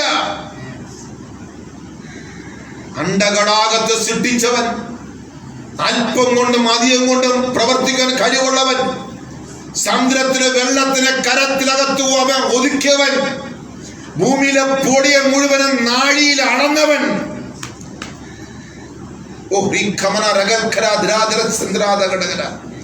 ആ ദൈവത്തിന്റെ മുൻപാകെയാണ് അവർ തീരുമാനമെടുത്തിട്ട് അത് അഭംഗി വരുത്തിയാൽ അത് അപകടമെന്ന് ആത്മാവ് ഇടപെടുന്നു. അഭംഗി വരുത്തുവാൻ പിശാച് പ്രവർത്തിക്കും. കാരണം അവൻ അറിയാം, നിങ്ങൾ വിശ്വസ്തയോട് ദൈവത്തിന് വേണ്ടി കൊടുക്കുന്നുവെങ്കിൽ, സ്വമനസ്സാടെ തീരുമാനിച്ച് കൊടുക്കുന്നുവെങ്കിൽ 100 മടങ്ങ് പ്രതിഫലം നിങ്ങൾക്ക് ഭൂമിയിലും കിട്ടുമെന്ന്. അതുകൊണ്ട് മനസ്സിലാക്കണം, ഇത് ഗൗരവമായ കാരണമാണ് ഈ വിഷയം. നമ്മുടെ കൂട്ടായ്മയിൽ ആരും ഇനി അങ്ങനെ ഒരു പാപത്തിന് വരരുത്. അങ്ങനെ ഒരു തടസ്സം കിടപ്പുണ്ടെങ്കിൽ ഇന്ന് ക്ഷമ ചോദിച്ച് ഇവിടെ ഇറങ്ങിപ്പോയിക്കോണം. കർത്താവ് നിങ്ങളുടെ കൂടെ ഇരിക്കും, അത് അനുഗ്രഹിക്കും. നെക്സ്റ്റ് നിങ്ങൾ തീരുമാനമെടുക്കുമ്പോ കർത്താവ് നിങ്ങളുടെ നിങ്ങൾ കർത്താവ് വിശ്വസിക്കുന്ന ആരാണെന്ന് ചോദിക്കുന്നില്ല. എസ്തേറിന്റെ അടുത്ത് കർത്താവ് ഒരു കാര്യം പറഞ്ഞ എസ്തേർ, നീ ഇപ്പൊ നിലവിളിച്ചില്ല എങ്കിലും ദൈവം ഇസ്രായേൽ മക്കൾക്ക് ഉദ്ധാരണം അയക്കുന്നില്ലേ? നീ ഇല്ലെങ്കിലും കുഴപ്പമില്ല, ദൈവം അയക്കും. അമ്മയോ വേറെ ഭാഗത്ത് എസ്തേർ വിളിച്ച് പറഞ്ഞ ആരും ഇടുവിന്ന് പ്രാർത്ഥിക്കുമില്ലെങ്കിലും ദൈവം ഇറങ്ങി പ്രവർത്തിക്കുമെന്ന് പറയാം. ദൈവം തന്റെ കാര്യം എന്ത് ചെയ്യും? പ്രവർത്തിക്കും. തൂണിലും തുരുമ്പിലും ഏത് തരത്തിലും പ്രവർത്തിക്കാൻ നമ്മുടെ ദൈവത്തിന് കഴിയുമെന്നേ. പക്ഷെ അല്ല, വ്യവസ്ഥ എഴുതി നമ്മുടെ കയ്യിൽ തന്നിരിക്കുന്നത് കൊണ്ട് പാവനമായി ഉടമ്പടി നാം എന്ത് ചെയ്യണം? അധിഷ്ഠരായിരിക്കണം, വിശ്വസ്തരായിരിക്കണം. അത് ദൈവം നമ്മളെ കുറിച്ച് ആഗ്രഹിക്കുന്നു. അതാണ് വിഷയമേ. വാക്യം ആ വാക്യം തീർന്നോ? 23 വാക്യം ഒന്ന് വായിച്ച. സോറി അനന്യാസ് വായിക്കാം. ഈ വാക്ക് കേട്ടിട്ട് ഈ പരിശുദ്ധാത്മാവ് അവന്റെ തെറ്റുകളെ മനസ്സിലാക്കി കൊടുത്തപ്പോൾ ആ വാക്ക് അനന്യാസ് കേട്ടിട്ട് അനന്യാസ് ആ ഓൺ ദ സ്പോട്ടിൽ അപ്പോൾ തന്നെ അവൻ നിലത്ത് വീണ് ആളെ ഉണ്ടായി. അവൻ പ്രാണനെ വിട്ടു. ഒരു അല്ലേ പറഞ്ഞാട്ടെ? അയ്യോ, നിങ്ങൾ പ്രാണനെ പോയപ്പോ നിങ്ങൾ അല്ലേ പറഞ്ഞോ? ഒരു മനുഷ്യന്റെ പ്രാണനെ പോയ സങ്കടയില്ലേ? നിങ്ങൾക്ക് ആർക്കും സങ്കടയില്ലേ? നിങ്ങൾ അല്ലേ പറഞ്ഞല്ലേ? യെസ്, എല്ലാറ്റിനും സ്വാതന്ത്ര്യം പറയുന്നേ. അതെ, നമുക്കൊരു പാഠമായിരിക്കട്ടെ. നമുക്ക് സങ്കടം ഉണ്ടാമേ നമ്മുടെ കൂട്ടത്തിൽ. അപ്പൊ അന്ന് മരണം സംഭവിച്ചു, പക്ഷെ ഇന്ന് കൃപയാൽ ആ തലത്തിൽ ദൈവം നമ്മെ ഏൽപ്പിച്ചു കൊടുക്കാതെ മറ്റൊരു തരത്തില് പണിഷ്മെന്റിനെ ഏൽപ്പിക്കും. ആ മരണത്തിൽ കാരണം ഒരു പക്ഷേ എനിക്കൊന്നൊരു കുടുംബത്തിനകത്ത് ഏക മനസ്സിലായിരിക്കാം, എടുത്തു കളഞ്ഞാൽ പിന്നെ ആ കുടുംബ ബുദ്ധിമുട്ട്. അതുകൊണ്ട് ആ മരണത്തിന് പ്രാണനെ ഏൽപ്പിച്ചു കൊടുക്കത്തക്ക പാപമാണ് നമ്മൾ ചെയ്തുകൊണ്ടിരിക്കുന്നത്. പക്ഷെ ആ പ്രാണനെ എടുക്കാതെ മറ്റൊരു തരത്തിലേക്ക് ദണ്ഡനത്തിന് അത്ര തന്നെ. അതാ സംഭവം. അത് ദൈവത്തിന്റെ കൃപ. അല്ലെങ്കിൽ ഇത് പുതിയ നിയമ കാലഘട്ടത്തിൽ സംഭവിച്ച കാരണം അനന്യാസ് മരിച്ചത് നിസ്സാര ഒരു വ്യാജം പറഞ്ഞാൽ നമ്മളൊക്കെ മരിക്കേണ്ട സമയം കഴിഞ്ഞില്ല. പറ, മരിക്കണം. ഞാൻ പറയുന്നത് മരിക്കേണ്ട സമയം കഴിഞ്ഞു. എത്ര നേർച്ചയുടെ അത് അന്ന് അറിയില്ല, വിശ്വാസം വെച്ചാൽ മരിക്കേണ്ട സമയം കഴിഞ്ഞെന്നേ. ദൈവത്തിന്റെ കൃപയ്ക്കായി ഞാൻ ദൈവത്തെ സ്തുതിക്കുന്നാമേ. വേണ്ട മക്കളെ, നമ്മുടെ ദൈവം ഒന്നും ചോദിക്കുന്നില്ല. പക്ഷെ നീ ചെയ്യാൻ ആഗ്രഹിക്കുന്നെങ്കിൽ 2 വട്ടം ചിന്തിച്ച് വായിന്ന് വീണത് നിവർത്തിക്കുന്നത് നന്നായിരിക്കും. ഇല്ലെങ്കിൽ അതിന്റെ സൈഡ് എഫക്റ്റ്, ഈ മെഡിസിന് ഈ ഒരു സൈഡ് എഫക്റ്റ് ഉണ്ടെന്ന് ഡോക്ടർ പറഞ്ഞു അല്ലേ? ഇതിനൊരു സൈഡ് എഫക്റ്റ് ഉണ്ട്. അത് നിസ്സാര കാര്യമാണ്. ദേഹത്തെ ബാധിക്കും, ചിലപ്പോൾ ദേഹിയും ബാധിക്കും, നമ്മുടെ സമ്പത്തിനെ ബാധിക്കും, വയലിനെ ബാധിക്കും, തലമുറകളെ ബാധിക്കും, വിദ്യാഭ്യാസം ബാധിക്കും, ഒക്കെ ബാധിക്കും, ആത്മീയത്തെ ബാധിക്കും. വേണ്ട, നമുക്കൊന്ന് കുടഞ്ഞുകൊണ്ട് നമുക്ക് എഴുന്നേൽക്കാം. അങ്ങനെ വായിച്ചടുത്ത് വായിക്കാം. ഇത് കേട്ടവർക്കെല്ലാം അനന്യാസിന്റെ പ്രാണൻ അവിടെ കൺമുമ്പിൽ തന്നെ ആ വിട്ടുപോയവരെ കണ്ട് അവിടെ ഇരുന്ന് എല്ലാവർക്കും ഒരു മഹാഭയമുണ്ടായി. ഇത് കേട്ടവർക്കെല്ലാവർക്കും മഹാഭയമുണ്ടായി. ബാല്യക്കാർ എഴുന്നേറ്റ് അവനെ ശീല പൊതിഞ്ഞ് പുറത്തു കൊണ്ടുപോയി കുഴിച്ചിട്ടു. അവനെ അനന്യാസിനെ കുഴിച്ചിട്ട് ഏകദേശം 3 മണി നേരം കഴിഞ്ഞു. ആ അനന്യാസിനെ കുഴിച്ചിട്ട് കാര്യം എനിക്ക് തോന്നുന്നത് അന്നത്തെ സംസ്കാരം 3 മണിക്കൂർ സമയം ആവശ്യം ഉണ്ടായിരുന്നിരിക്കും. 3 മണിക്കൂർ കഴിഞ്ഞിട്ടാണ് അടുത്ത ഭാര്യ വരുന്നത്. ഭാര്യ അറിയുന്നില്ലല്ലോ, കുഴിച്ചിടണ്ടേ, ബോഡിയിൽ എടുക്കുന്നത്. അപ്പൊ 3 മണിക്കൂർ അന്നത്തെ സംസ്കാര ശുശ്രൂഷ എടുത്തിരിക്കുന്നത് ഞാൻ മനസ്സിലാക്കുന്നു. 3 മണിക്കൂർ കൊണ്ട് ഇയാളെ ചുറ്റിക്കെട്ടി പെട്ടിയിലാക്കി കുഴിയെടുത്ത് അടക്കിയിട്ട് വന്നപ്പോ 3 മണിക്കൂർ കഴിഞ്ഞപ്പോ ഭാര്യ സൗകര്യം ഒന്നും അറിയാത്ത പോലെ സ്വോത്രം പറഞ്ഞ് ആലയത്തിൽ കയറി വരികയാണ്. അല്ലെയോ സ്വോത്രം പറഞ്ഞ് വരികയാണ്. അടുത്ത് വാങ്ങിയാ മണി നേരം കഴിഞ്ഞപ്പോൾ 3 മണിക്കൂർ കഴിഞ്ഞപ്പോൾ അവന്റെ ഭാര്യ ഈ സംഭവിച്ചതൊന്നും അറിയാതെ അകത്തു വന്ന പത്രോസ് അവളോട് ഇത്രയ്ക്കോ നിങ്ങൾ നിലമിറ്റത്? പാസ്റ്റർ ചോദിച്ചു, മോളെ ഇത്രയ്ക്കാണോ നീ നിലമിറ്റത്? പറയുക എന്ന് പറഞ്ഞ അതെ എന്ന് അവൾ പറഞ്ഞു. ഭാര്യ സൗകര്യം സമീറ പറഞ്ഞ് എത്ര ബോസ്ക് വരണം നമുക്ക് ദൈവം മുൻപാകെ. വെളിപ്പാട് പുസ്തകം ബോസ്ക് പറയുന്നവൻ ദൈവരാജ് അവകാശമാക്കത്തില്ല. കള്ളം പറയുന്നവൻ, ബോസ്കിൽ ആശ്രയിക്കുന്നവൻ, ബോസ് കൊണ്ട് ജീവിക്കുന്നവൻ ദൈവരാജ് അവകാശമാക്കത്തില്ല എന്ന് പ്രത്യേകിച്ച് എഴുതിയിരിക്കുന്ന ആമേൻ. അപ്പോൾ ഇവിടെ പത്രോസ് പറയുന്നത്, നീ പരിശുദ്ധാത്മാവിനെ വ്യാജം പറയുന്നു. അതെ ഇത്രയ്ക്ക് തന്നെ എന്ന് അവൾ പറഞ്ഞു. അപ്പോൾ അവൾ പറഞ്ഞു, അതെ ഈ കൊണ്ടുവന്ന ഇത്രയും രൂപയ്ക്ക് തന്നെ ഞങ്ങൾ നിലമിച്ചെന്ന് പറഞ്ഞു. പത്രോസ് സഭയോട് പറഞ്ഞു, കർത്താവിന്റെ ആത്മാവിനെ പരീക്ഷിപ്പാൻ, നീ കർത്താവിന്റെ ആത്മാവിനെ പരീക്ഷിപ്പാൻ നിങ്ങൾ തമ്മിൽ ഒത്തത് എന്ത്? നിങ്ങൾ ഭാര്യ ഭർത്താക്കന്മാർ തമ്മിൽ ഒത്തതെന്ത്? അപ്പൊ മനസ്സിലാക്കണം, നിങ്ങൾ ആരെയാണ് നിങ്ങൾ പരീക്ഷിക്കുന്നത് ഈ കാര്യത്തിൽ? പരിശുദ്ധാത്മാവിനെ, ദൈവത്തെ പരീക്ഷിക്കുന്നു നിങ്ങൾ. ദൈവം വിടുവോ? ഇവിടെ ദൈവത്തെ പരീക്ഷിക്കാൻ പറ്റുമോ? ദൈവം വിടുവോ? ഞാൻ നേരത്തെ പറഞ്ഞല്ലോ, അസഹിഷ്ണുവായ ദൈവം, ദഹിപ്പിക്കുന്ന അഗ്നിയായ ദൈവം, ഈ കർത്താവിനെയാണ് നാം പറ്റിക്കുന്നത്. മനുഷ്യരെ പറ്റിച്ചോ? മനുഷ്യരെ പറ്റിക്കാൻ പാടില്ല. ഞാൻ പറഞ്ഞില്ല, ഞാൻ ഉപദേശം തരുന്നില്ല. പക്ഷെ മനുഷ്യന്റെ അടുത്ത് കാണിക്കും പോലെ ദൈവത്തോട് കാണിക്കരുത്. ഇന്നത് സംഭവിച്ചത് ഇതാ, നിന്റെ ഭർത്താവിനെ കുടിച്ചിട്ടവരുടെ കാൽ വാതിൽക്കലുണ്ട്. ഇവിടെ വാതിൽക്കൽ തന്നെ അവർ നിൽപ്പുണ്ട്. അവർ നിന്നെയും പുറത്തു കൊണ്ടുപോയി പുറത്തു കൊണ്ടുപോകുമെന്ന് പറഞ്ഞു. നിന്നെയും പുറത്തു കൊണ്ടുപോകുമെന്ന് പറഞ്ഞ ഉടനെ അവൾ അവന്റെ കാൽക്കൽ വീണു. ഉടനെ അവളും പത്രോസിന്റെ കാൽക്കൽ വീണ് പ്രാണനെ വിട്ട്. ഒരു അല്ലേ പറഞ്ഞാട്ടെ. എന്ത് ഭയങ്കരമായ സംഭവമാണ്. ആദിമ നൂറ്റാണ്ട് കാലഘട്ടങ്ങളിൽ പരിശുദ്ധാത്മാവിന്റെ തീവ്രമായ പ്രവൃത്തി. രണ്ടുപേരുടെയും പ്രാണനെ പോയി. എന്തിനാണ്? വാക്ക് തെറ്റി. നിങ്ങൾ ഗൗരവയുടെ അന്ന് പ്രാണനെ പോയെങ്കിൽ നമ്മളിത് എത്രയോ വാക്ക് ദിവസം തെറ്റിക്കുന്നുണ്ട്.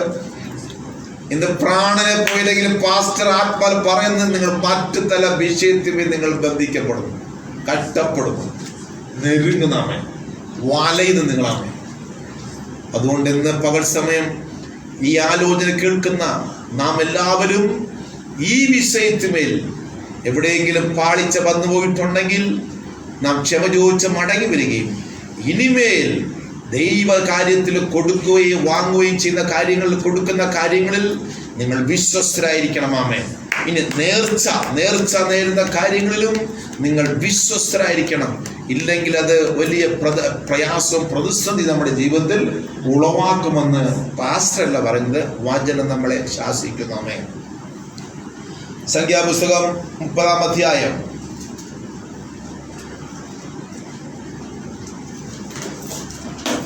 3-ാം അധ്യായത്തിന്റെ 5 മുതലുള്ള വാക്യം വായിച്ചാൽ 3, 4, 5. ഒരു സ്ത്രീ ബാല്യപ്രായത്തിൽ അപ്പന്റെ വീട്ടിലിരിക്കുമ്പോൾ യഹോവയ്ക്ക് ഒരു നേർച്ച നേർന്നു. അപ്പൊ ഒരു മകൾ, ബാല്യകാലത്തിൽ ഒരു മകൾ ദൈവത്തിന് എന്ത് ചെയ്ത്? ഒരു നേർച്ച നേർന്നു. അതായത് എക്സാമ്പിൾ, ജിജോ ഒരു നേർച്ച ദൈവത്തിന് നേർന്നു. ഈ മോനെ നേർച്ച നേർന്നിരിക്കട്ടെ. വായിച്ചോ. ഒരു പരിവർത്തന വ്രതം അവ നിശ്ചയിക്കുകയും അവളുടെ അപ്പൻ അവളുടെ നേർച്ചയെയും, അവളുടെ അല്ലെങ്കിൽ ഈ മോന്റേതായ അപ്പൻ മോൻ എടുത്ത ആ തീരുമാനത്തെ നേർച്ചയെ, അവൾ നിശ്ചയിച്ച പരിവർത്തന വ്രതത്തെയും കുറിച്ച് കേട്ടിട്ട് ഈ മകനോട് തീരുമാനം എടുത്തത് മോന്റെ അപ്പൻ അറിഞ്ഞിട്ട് മിണ്ടാതിരിക്കുകയും ചെയ്താൽ, ആ അപ്പൻ അറിഞ്ഞ് ജിജോ ഒരു തീരുമാനമെടുത്ത് ഞാനൊരു 3 ദിവസം ഉപവസിക്കുവാൻ ഞാൻ തീരുമാനമെടുത്തെന്ന് ജിജോ ദൈവത്തിന് തീരുമാനമെടുത്തെന്നിരിക്കട്ടെ. പക്ഷേ ഈ തീരുമാനം ജിജോന്റെ അപ്പനടുത്ത് ചോദിച്ചിട്ടല്ല എടുത്തത്, അമ്മയോട് ചോദിച്ചിട്ടും അല്ല എടുത്തത്. എടുത്തതാരാണ്? അവൻ തനിച്ചെടുത്തതാണ്, തീരുമാനത്തിൽ എടുത്തതാണ്. പക്ഷെ ഇത് അല്പം കഴിഞ്ഞപ്പോ ആരറിഞ്ഞു? അപ്പനും അമ്മയും അറിഞ്ഞു. പക്ഷെ അപ്പനും പറഞ്ഞെന്തോ, ആ മോനല്ലേ, അവൻ ആത്മീയത്തിൽ വളർന്നു വരട്ടെ, നല്ല കാര്യം തന്നെ, അവൻ ദൈവത്തിന് ബോധി പ്രാർത്ഥിക്കട്ടെ എന്ന് പറഞ്ഞ അപ്പനും അമ്മയും മിണ്ടാതിരുന്നാൽ ആ തീരുമാനത്തിൽ ഈ മോൻ എന്ത് ചെയ്യാം? മുന്നോട്ട് പോകാം. ആ തീരുമാനത്തിൽ അവർ മുന്നോട്ട് പോകാം, അവൻ ഉപവസിക്കട്ടെ. എന്റെ അപ്പനും എന്ത് ചെയ്തു? അറിഞ്ഞിട്ട് എന്ത് ചെയ്തു? മൗനം പാലിക്കുന്നു. മൗനം സമ്മതം. ഇനി അടുത്ത വാക്യം. മിണ്ടാതിരിക്കുകയും ചെയ്താൽ അവളുടെ എല്ലാ നേർച്ചകളും അവൾ നിശ്ചയിച്ച പരിവർജന മുക്കുകയും സ്ഥിരമായിരിക്കും. ആ നിശ്ചയിച്ച പോലെ അതൊക്കെ സ്ഥിരമായിരിക്കും. എന്നാൽ അടുത്ത പോലെ ശ്രദ്ധിക്കണം. എന്നാൽ അവളുടെ അപ്പൻ അവളുടെ എല്ലാ നേർച്ചയും, ഈ ജിജോ എടുത്ത തീരുമാനം, ആ നേർച്ച അപ്പനും അമ്മ അറിഞ്ഞിട്ട് എന്ത് ചെയ്യുന്നറിയാമോ? അറിഞ്ഞിട്ട് അവൻ നിശ്ചയിച്ച പരിവർത്തന വ്രതത്തെയും കുറിച്ച് കേൾക്കുന്ന നാളിൽ, കേട്ട സമയം തന്നെ അപ്പനമ്മ എന്ത് ചെയ്യുന്നറിയാമോ? അവളോട് വിലക്കിയാൽ, അവളോട് മോളെ ചെയ്യരുത്, നീ തീരുമാനം എടുക്കരുത്. അപ്പൻ എന്ത് ചെയ്തു? മോനെ, മുൻപിൽ വിഷയങ്ങളുണ്ട്, നമുക്ക് ഒരുപാട് കാര്യം കിടപ്പുണ്ട്, നിനക്ക് ഇരുന്ന് പ്രാർത്ഥിക്കും. ഒരു പക്ഷെ ഞാൻ എക്സാമ്പിൾ പറഞ്ഞാണ്, പറ്റത്തില്ല, അത് നീ ചെയ്യരുത് എന്ന് അപ്പനോ അമ്മയോ പറയുന്നു. മകനെടുത്ത തീരുമാനം അപ്പനമ്മയ്ക്ക് എന്ത് ചെയ്യുന്നില്ല? ഇഷ്ടപ്പെടുന്നില്ല, അത് പറ്റത്തില്ല, ഈ സമയത്ത് പറ്റത്തില്ല എന്ന് അപ്പനമ്മയ്ക്ക് പറയേണ്ട ഒരു അതോറിറ്റി ഉണ്ട്. വിവാഹം കഴിയുന്നത് വരെ മകൻ അപ്പനവിടെ ആ നിലനിൽക്കുന്നത് വരെ. ഒരു മനസ്സിലായില്ലേ? അമ്മ നീ പാടില്ല, അത് ശരിയാകത്തില്ല മോനെ എന്നൊക്കെ പറഞ്ഞ് എന്തെങ്കിലും അപ്പനെയും ഒരു തീരുമാനം പറഞ്ഞാൽ അവിടെ പറഞ്ഞിരിക്കുന്നത് അത് അംഗീകരിക്കണം എന്ന് പറയണം. ആരംഗീകരിക്കണം? മകൻ പറയണത്, ഞാൻ വലിയൊരു നേർച്ച നേർന്നു. അപ്പനും പറഞ്ഞു, മോനെ അത് നമ്മളെ കൊണ്ട് പറ്റത്തില്ല മോനെ, നമുക്ക് ഇപ്പോൾ അത് വേണ്ട, നിനക്ക് ജോലി കിട്ടട്ടെ, നമുക്ക് ചെയ്യാം. അവർ നല്ല അഭിപ്രായം പറഞ്ഞു. അപ്പൊ മകൻ എന്ത് ചെയ്യണം? അപ്പനെ പറഞ്ഞ നന്നായിരിക്കട്ടെ, കർത്താവെ, അത് കർത്താവ് ക്ഷമിക്കും. അതാണ് ആ വാക്കിന്റെ അർത്ഥം. അപ്പൊ അപ്പനമ്മയ്ക്ക് മകന്റെ നേർച്ചയെ ഒരു തരത്തിൽ വേണ്ടാന്ന് വെക്കാൻ അധികാരം ഉണ്ട് എന്ന് പ്രമാണം പറയുന്നുണ്ട്. ഞാൻ മനസ്സിലാകുന്നുണ്ടോ? ചില ഇടങ്ങളിൽ പിള്ളേർ ചാടി കയറി ചില തീരുമാനം എടുത്തോളെ, ഒന്നും ചിന്തിക്കാതെ. പക്ഷെ അതിന്റെ ഗൗരവം അപ്പനമ്മയെ അനുഭവത്തിൽ മനസ്സ് ചെയ്യരുത്, അത് വേണ്ട. അതാണ് സംഭവം. ഇപ്പൊ ന്യായമായ ഒരു ഉപവസിക്കാനും ചില തീരുമാനമാണ്, നേർച്ചകളെ നമുക്ക് ഉൾക്കൊള്ളാൻ പറ്റത്തില്ല.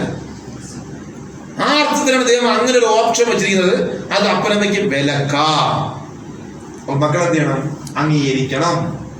പിന്നെ മറുതിരിച്ച് ചെയ്താൽ അവിടെ പിന്നെ ആകപ്പെട്ട ഒരു കൊളാപ്രശ്നമായിരിക്കാം. അങ്ങനെ ഒരു കാര്യം ഇതിനകത്തുണ്ടെന്നുള്ള കാര്യം ഞാൻ ബോധിപ്പിക്കാൻ വേണ്ടിയാണ് പറഞ്ഞത്. ഓക്കെ, നമുക്കിത് ആ ഭാഗം വിട്ടോട്ടെ. ഒരു 14 പാടിക്കും വായിക്കട്ടെ. സങ്കീർത്തനം വായിച്ചാട്ടെ. 66-13-14 വാക്യം.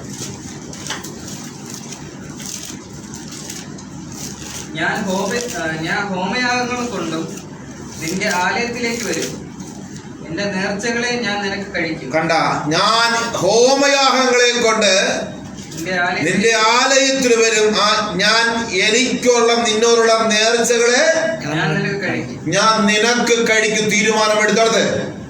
ഞാൻ കഷ്ടത്തിൽ ആയിരുന്നപ്പോൾ, കണ്ട, ഞാൻ കഷ്ടത്തിലായിരുന്നപ്പോൾ അവയെ എന്റെ അധരങ്ങളാൽ ഉച്ചരിച്ചു.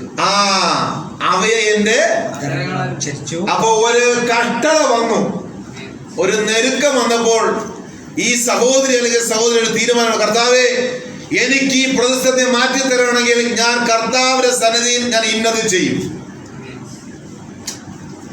ഒരു പ്രതിസന്ധി നിങ്ങൾ അനുഭവിക്കുന്നു, ഏത് വിഷയമാകട്ടെ, അത് പലപ്പോഴും കഷ്ടത നിരിക്കട്ടെ. ആ സമയത്ത് എന്ത് ചെയ്യുന്നു? നിങ്ങൾ എന്തിനോ ഒരു നേർച്ച നേടുന്നു ദൈവത്തിൽ, കർത്താവേ, എനിക്കിത് മാറ്റി തരുമെങ്കിൽ ഞാൻ എന്ത് ചെയ്യും? ഞാൻ ഇന്ന കാര്യം നിനക്ക് വേണ്ടി ചെയ്യും.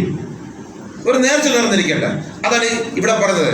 ഞാൻ കഴിഞ്ഞ നാളുകളിൽ കഷ്ടകാലത്തായിരുന്നപ്പോൾ ഞാൻ നേർന്ന നേർച്ച ആലയത്തിൽ നിന്റെ മുൻപാകെ കൊണ്ടുവന്ന് ഞാൻ നേരും. കാരണം ഞാൻ എന്റെ അധരങ്ങളാൽ കഷ്ടകാല സമയത്ത് ഞാൻ എന്റെ അധരങ്ങളാൽ ഞാൻ ഉച്ചരിച്ച് വിട്ട കാര്യം എന്റെ വായാൽ നേർന്നു. എന്റെ വായാലെ ഞാനത് നേർന്ന് അക്കാര്യം ഇതാ നിന്റെ മുൻപാകെ ആലയത്തിൽ കൊണ്ട് നിവർത്തിക്കുന്നു. ഒരാൾ പറഞ്ഞാട്ടെ. അതുകൊണ്ട് കഷ്ടകാലങ്ങൾ വരുമ്പോൾ നേർന്ന നല്ല കാര്യമാണ്, പക്ഷെ നിവർത്തിക്കാനും ബാധ്യസ്ഥയായിരിക്കണം. ഒരു മകൾക്ക് കുഞ്ഞുങ്ങളില്ല, വളരെ നാളുകളായി കുഞ്ഞുങ്ങളില്ലാതെ ഭാരപ്പെടുമ്പോ അവരെന്തിനാ മാതാവ് ആ കുഞ്ഞുങ്ങളെല്ലാം ഭാരപ്പെടുന്ന ആ കുഞ്ഞിന്റെ അമ്മ ഒരു നേർച്ച നേർന്നു. 2-3 വർഷമായി കുഞ്ഞില്ല. ഞാന് ഒരാട്ടും കുട്ടിയെ സഭയ്ക്ക് ഞാൻ വാങ്ങിക്കൊടുക്കുമെന്ന് പറഞ്ഞു. എന്താണ്? ഒരാട്ടും കുട്ടിയെ സഭയ്ക്ക് വാങ്ങിക്കൊടുക്കും. ഞാൻ ഈ സമയത്തിന് സംഭവിച്ച കേസാണ്. ഒരാട്ട് വാങ്ങിക്കൊടുക്കുമെന്ന് പറഞ്ഞു. അവരെ നേർന്ന നേർച്ച 30-40 ദിവസത്തിനകത്ത് ആട്ടുമുട്ടിയെ കൊടുക്കണം. 7-8 കിലോ കൊടുത്തത് ഞങ്ങൾ നന്നായിട്ട് പാക വെച്ചത് ഞങ്ങൾ സഭ കഴിച്ചു. ഞങ്ങൾക്ക് ഇവിടെ കൊടുത്ത് ഞങ്ങൾ കഴിച്ചു. നേർച്ച നേർന്നു. പക്ഷെ അവർ കാര്യം സാധിച്ചിട്ടല്ല നേർച്ച നേർന്നത്, സാധിക്കുന്നതിന് മുമ്പേ അവരെടുത്ത തീരുമാനം അവർ നിവർത്തിച്ചു. പക്ഷെ റിയാലിറ്റി കർത്താവ് ചില ദിവസം കഴിഞ്ഞപ്പോ അവർ പ്രഗ്നന്റായി, അവർ കുഞ്ഞുങ്ങളായി. എങ്ങനെ ഇരിക്കുന്നു?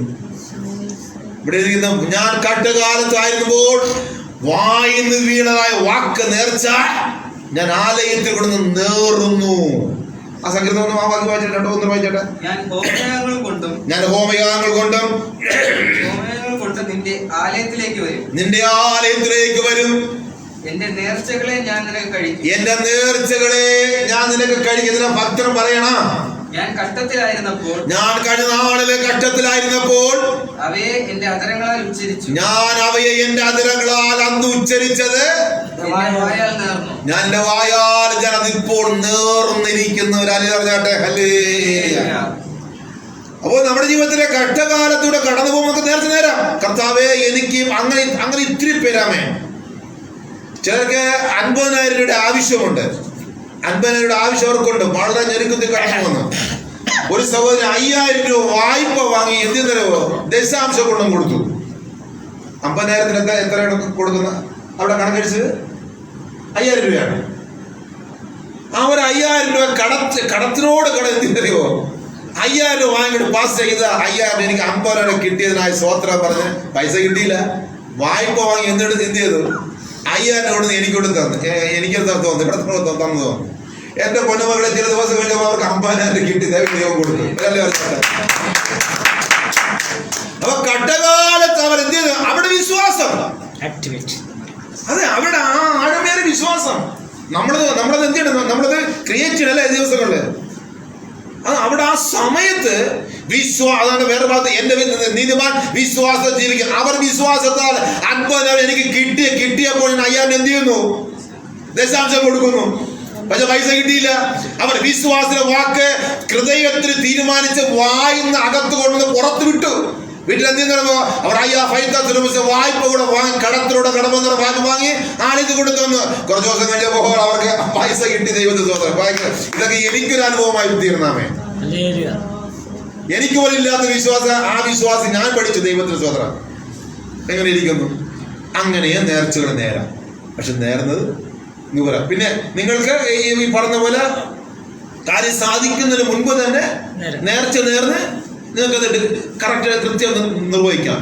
പക്ഷെ എന്റെ ദൈവം നീതിമാനാണ്. എന്റെ ദൈവം നീതിമാനാണ്.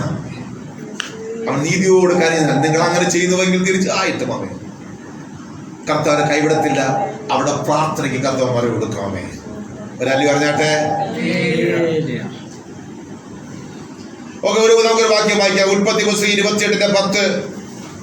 ഉൽപ്പത്തി പുസ്തകം 28 10 മുതൽ 16 വാക്യങ്ങൾ വേഗത്തിൽ വായിച്ചാട്ടെ. എന്നാൽ യാക്കോബ് ബേർശേബയിൽ നിന്ന് പുറപ്പെട്ട്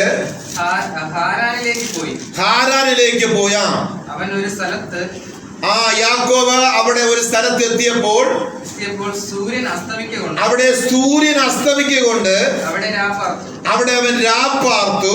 അവൻ ആ സ്ഥലത്തെ കല്ലുകളിൽ ഒന്നെടുത്തു. അങ്ങനെ യാക്കോബ് ആ സൂര്യൻ അസ്തമിച്ച സമയത്ത് അവിടെ ആയിരുന്ന കല്ലുകളിൽ ഒരു കല്ലെടുത്ത് തലയണയായി വെച്ച്, നമ്മുടെ ഇന്നത്തെ പില്ലോ തലകണയായി വെച്ച് അവിടെ കിടന്നുറങ്ങി. അവൻ അവിടെ കിടന്നുറങ്ങിയ അവനൊരു സ്വപ്നം കണ്ടു.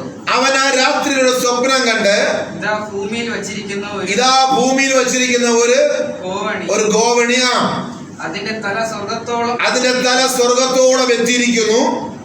ദൈവത്തിന്റെ ദൂതന്മാർ അതിൽ കയറുകയും ഇറങ്ങുകയും ചെയ്യുന്നു. അതിന്റെ മീതെ ടോപ്പിൽ യഹോവ നിന്നു. അവിടെ നിന്ന് യഹോവ സംസാരിച്ചത്, ഞാൻ നിന്റെ പിതാവായ യാക്കോബേ, ഞാൻ നിന്റെ പിതാവായ അബ്രഹാമിന്റെയും ദൈവവും ഇസ്ഹാക്കിന്റെ ദൈവമായ യഹോവയാകുന്നു. നീ കിടക്കുന്ന ഭൂമിയെ ഞാൻ നിനക്കും നിന്റെ സന്തതിക്കും തരും. നിന്റെ സന്തതി ഭൂമിയിലെ പൊടി പോലെ ആകും. നീ പടിഞ്ഞാറോട്ടും കിഴക്കോട്ടും വടക്കോട്ടും തെക്കോട്ടും നീ പരക്കും. നീ മുഖാന്തരവും നിന്റെ സന്തതി മുഖാന്തരവും ഭൂമിയിലെ സകല വംശങ്ങളും അനുഗ്രഹിക്കപ്പെടാം. ഇതാ ഞാൻ നിന്നോട് കൂടെയുണ്ട്. നീ പോകുന്നിടത്തൊക്കെ, ഇതാണ് അതിന്റെ ക്ലൈമാക്സ് വരുന്നത്. നീ പോകുന്നിടത്തൊക്കെയും നിന്നെ കാത്ത് ഈ രാജ്യത്തിലേക്ക് നിന്നെ ഞാൻ മടക്കി വരുത്തും. ഞാൻ നിന്നെ കൈവിടാതെ നിന്നോട് അരുളി ചെയ്തത് ഞാൻ നിവർത്തിക്കും. അപ്പോൾ യാക്കോബ്, ഇത് ഇത്രയും ദൈവം പറഞ്ഞു തരുന്നതിന് ശേഷം യാക്കോബ് അവൻ ഉറക്കം ഉണർന്ന്, ദൈവം ഈ സ്ഥലത്തുണ്ട് സത്യമെന്ന് പറഞ്ഞ്, ഞാനോ അത് അറിഞ്ഞില്ല എന്ന് പറഞ്ഞ അവൻ ഭയപ്പെട്ടു. യാക്കോബ് ഒരു ദിവസം ഭയപ്പെട്ടു, ദൈവത്തെ ഭയപ്പെട്ട. ഈ സ്ഥലം എത്ര ഭയങ്കരം! ഇത് ദൈവത്തിന്റെ ആലയമല്ലാതെ മറ്റൊന്നുമല്ല. ഇത് സ്വർഗത്തിന്റെ വാതിൽ തന്നെ എന്ന് പറഞ്ഞു. യാക്കോബ് അതികാലത്ത് എഴുന്നേറ്റ് തലയണയായി വച്ചിരുന്ന കല്ലെടുത്ത് ഒരു തൂണായി നിർത്തി അതിന്മേൽ അവൻ എണ്ണ ഒഴിച്ച് അവൻ ആ സ്ഥലത്തിന് ബേഥേൽ എന്ന് പേർ വിളിച്ചു. ആദ്യം ആ പട്ടണത്തിന് ലൂസ് എന്ന പേരായിരുന്നു. യാക്കോബ് നോക്കണമേ, യാക്കോബ് എന്ത് ചെയ്ത്? നേർച്ച നേർന്നു. ഇത് നല്ല സമയത്താണ് നേർച്ച നേർന്നത് അല്ല. അവൻ ഒരു വലിയ പ്രതിസന്ധി വീട്ടിൽ നിന്ന് ഇറങ്ങി തിരിച്ചതാ. ഇനി തിരിച്ച് വീട്ടിൽ പോകാൻ പറ്റത്തില്ല. ലാബാന്റെ വീട്ടിൽ അവൻ പോകുന്ന യാത്രയാ, മരുഭൂമിയാണ്, രാത്രിയായി. പക്ഷെ അവൻ കല്ലെടുത്ത് വെച്ച് തലയിടത്ത് കിടന്ന് ഉറങ്ങുമ്പോൾ കൃപയാൽ ദൈവം ഇറങ്ങിയോട് സംസാരിച്ചു. നാം ചിന്തിക്കുമ്പോ അതൊരു നല്ല ദൈവം സംസാരിച്ചോട് നല്ല കാര്യം തന്നെ. എങ്കിലും അവൻ പോകുന്ന യാത്ര ഒരു ദുർഘടമായ യാത്രയും സ്ഥലവും അങ്ങനെയായിരുന്നു. പക്ഷേ അവിടെ ആ കഷ്ട സമയത്ത്, ആ ഞെരുക്ക സമയത്ത്, ആ പ്രതിസന്ധിയുടെ സമയത്ത്, ഒറ്റപ്പെട്ട് വീട്ടിൽ നിന്ന് ഇറങ്ങിയ സമയത്ത്, പരിസരത്ത് പോലും ആരുമില്ലാത്ത സമയത്ത്, ഇതാ അവൻ ആ സമയത്ത് ദൈവത്തിന്റെ ശബ്ദം കേട്ട ഉടനെ അവനൊരു നേർച്ച ദൈവത്തിന് സ്വന്തമേ. നിങ്ങൾക്ക് അങ്ങനെയും ചെയ്യാം. ദൈവത്തിന്റെ ദർശനമോ വെളിപ്പാടുകളോ ആ ദൈവശബ്ദമോ കേട്ട് നിങ്ങൾക്ക് ആ തീരുമാനത്തിൽ നിങ്ങൾക്ക് നേർച്ച നേരാം. ആമേൻ. യാക്കോബ് ഒരു നേർച്ച നേർന്ന്. എന്താ നേർച്ച നേർന്നത്? ദൈവം എന്നോട് കൂടി ഇരിക്കുകയും ഞാൻ പോകുന്ന ഈ യാത്രയിൽ എന്നെ കാക്കുകയും എനിക്ക് ഭക്ഷിപ്പാൻ ആഹാരവും ധരിപ്പാൻ വസ്ത്രവും തരികയും എന്നെ എന്റെ അപ്പന്റെ വീട്ടിലേക്ക് സൗഖ്യത്തോടെ മടക്കി വരുത്തുകയും ചെയ്യുമെങ്കിൽ യഹോവ എനിക്ക് ദൈവമായിരിക്കുകയും ഞാൻ ഈ തൂണായി നിർത്തിയ ഈ കല്ല് ദൈവത്തിന്റെ ആലയമാകും. ഒരു അലയം പറഞ്ഞിട്ട് എന്ന് യാക്കോബ് അവന്റെ കട്ട സമയത്ത് അവനോട് നേർച്ച നേർന്നു. കട്ട സമയത്താണ്, കിട്ടിയിട്ടല്ല. നിങ്ങൾക്കും അത് ചെയ്യാം. ആമേൻ. വിശ്വാസത്താൽ അവരൊരു നേർച്ച നേർന്നു. ഇനി അതിന്റെ ഉൽപ്പത്തി 35-ന്റെ 1, 2, 3 വാക്യം. അല്ല, അത്ര വായിച്ചോട്ടെ. 35-ന്റെ 1, 2, 3. അനന്തരം ദൈവം യാക്കോബിനോട്, അനന്തരം ദൈവം 35-ാം അധ്യായത്തിൽ വന്നപ്പോ യാക്കോബിന്റെ വലിയ ഒരു ദൗത്യമെല്ലാം തീർന്ന് യാക്കോബിനെ ലാബാന്റെ ഭവനത്തിൽ നിന്ന് ദൈവം വിളിച്ച് വേർതിരിച്ച് കൊണ്ടുവരുമ്പോൾ നീ പുറപ്പെട്ട് ബേഥേലിൽ ചെന്ന്, യാക്കോബേ, നീ പുറപ്പെട്ട് ബേഥേലിൽ ചെന്ന് നീ പാർക്കുക. നിന്റെ സഹോദരനായ ഏശാവിന്റെ മുമ്പിൽ നിന്ന് നീ ഓടിപ്പോകുമ്പോൾ, മുൻപിൽ നിന്ന് കഴിഞ്ഞ കാലങ്ങളിൽ നീ ഓടിപ്പോകുമ്പോൾ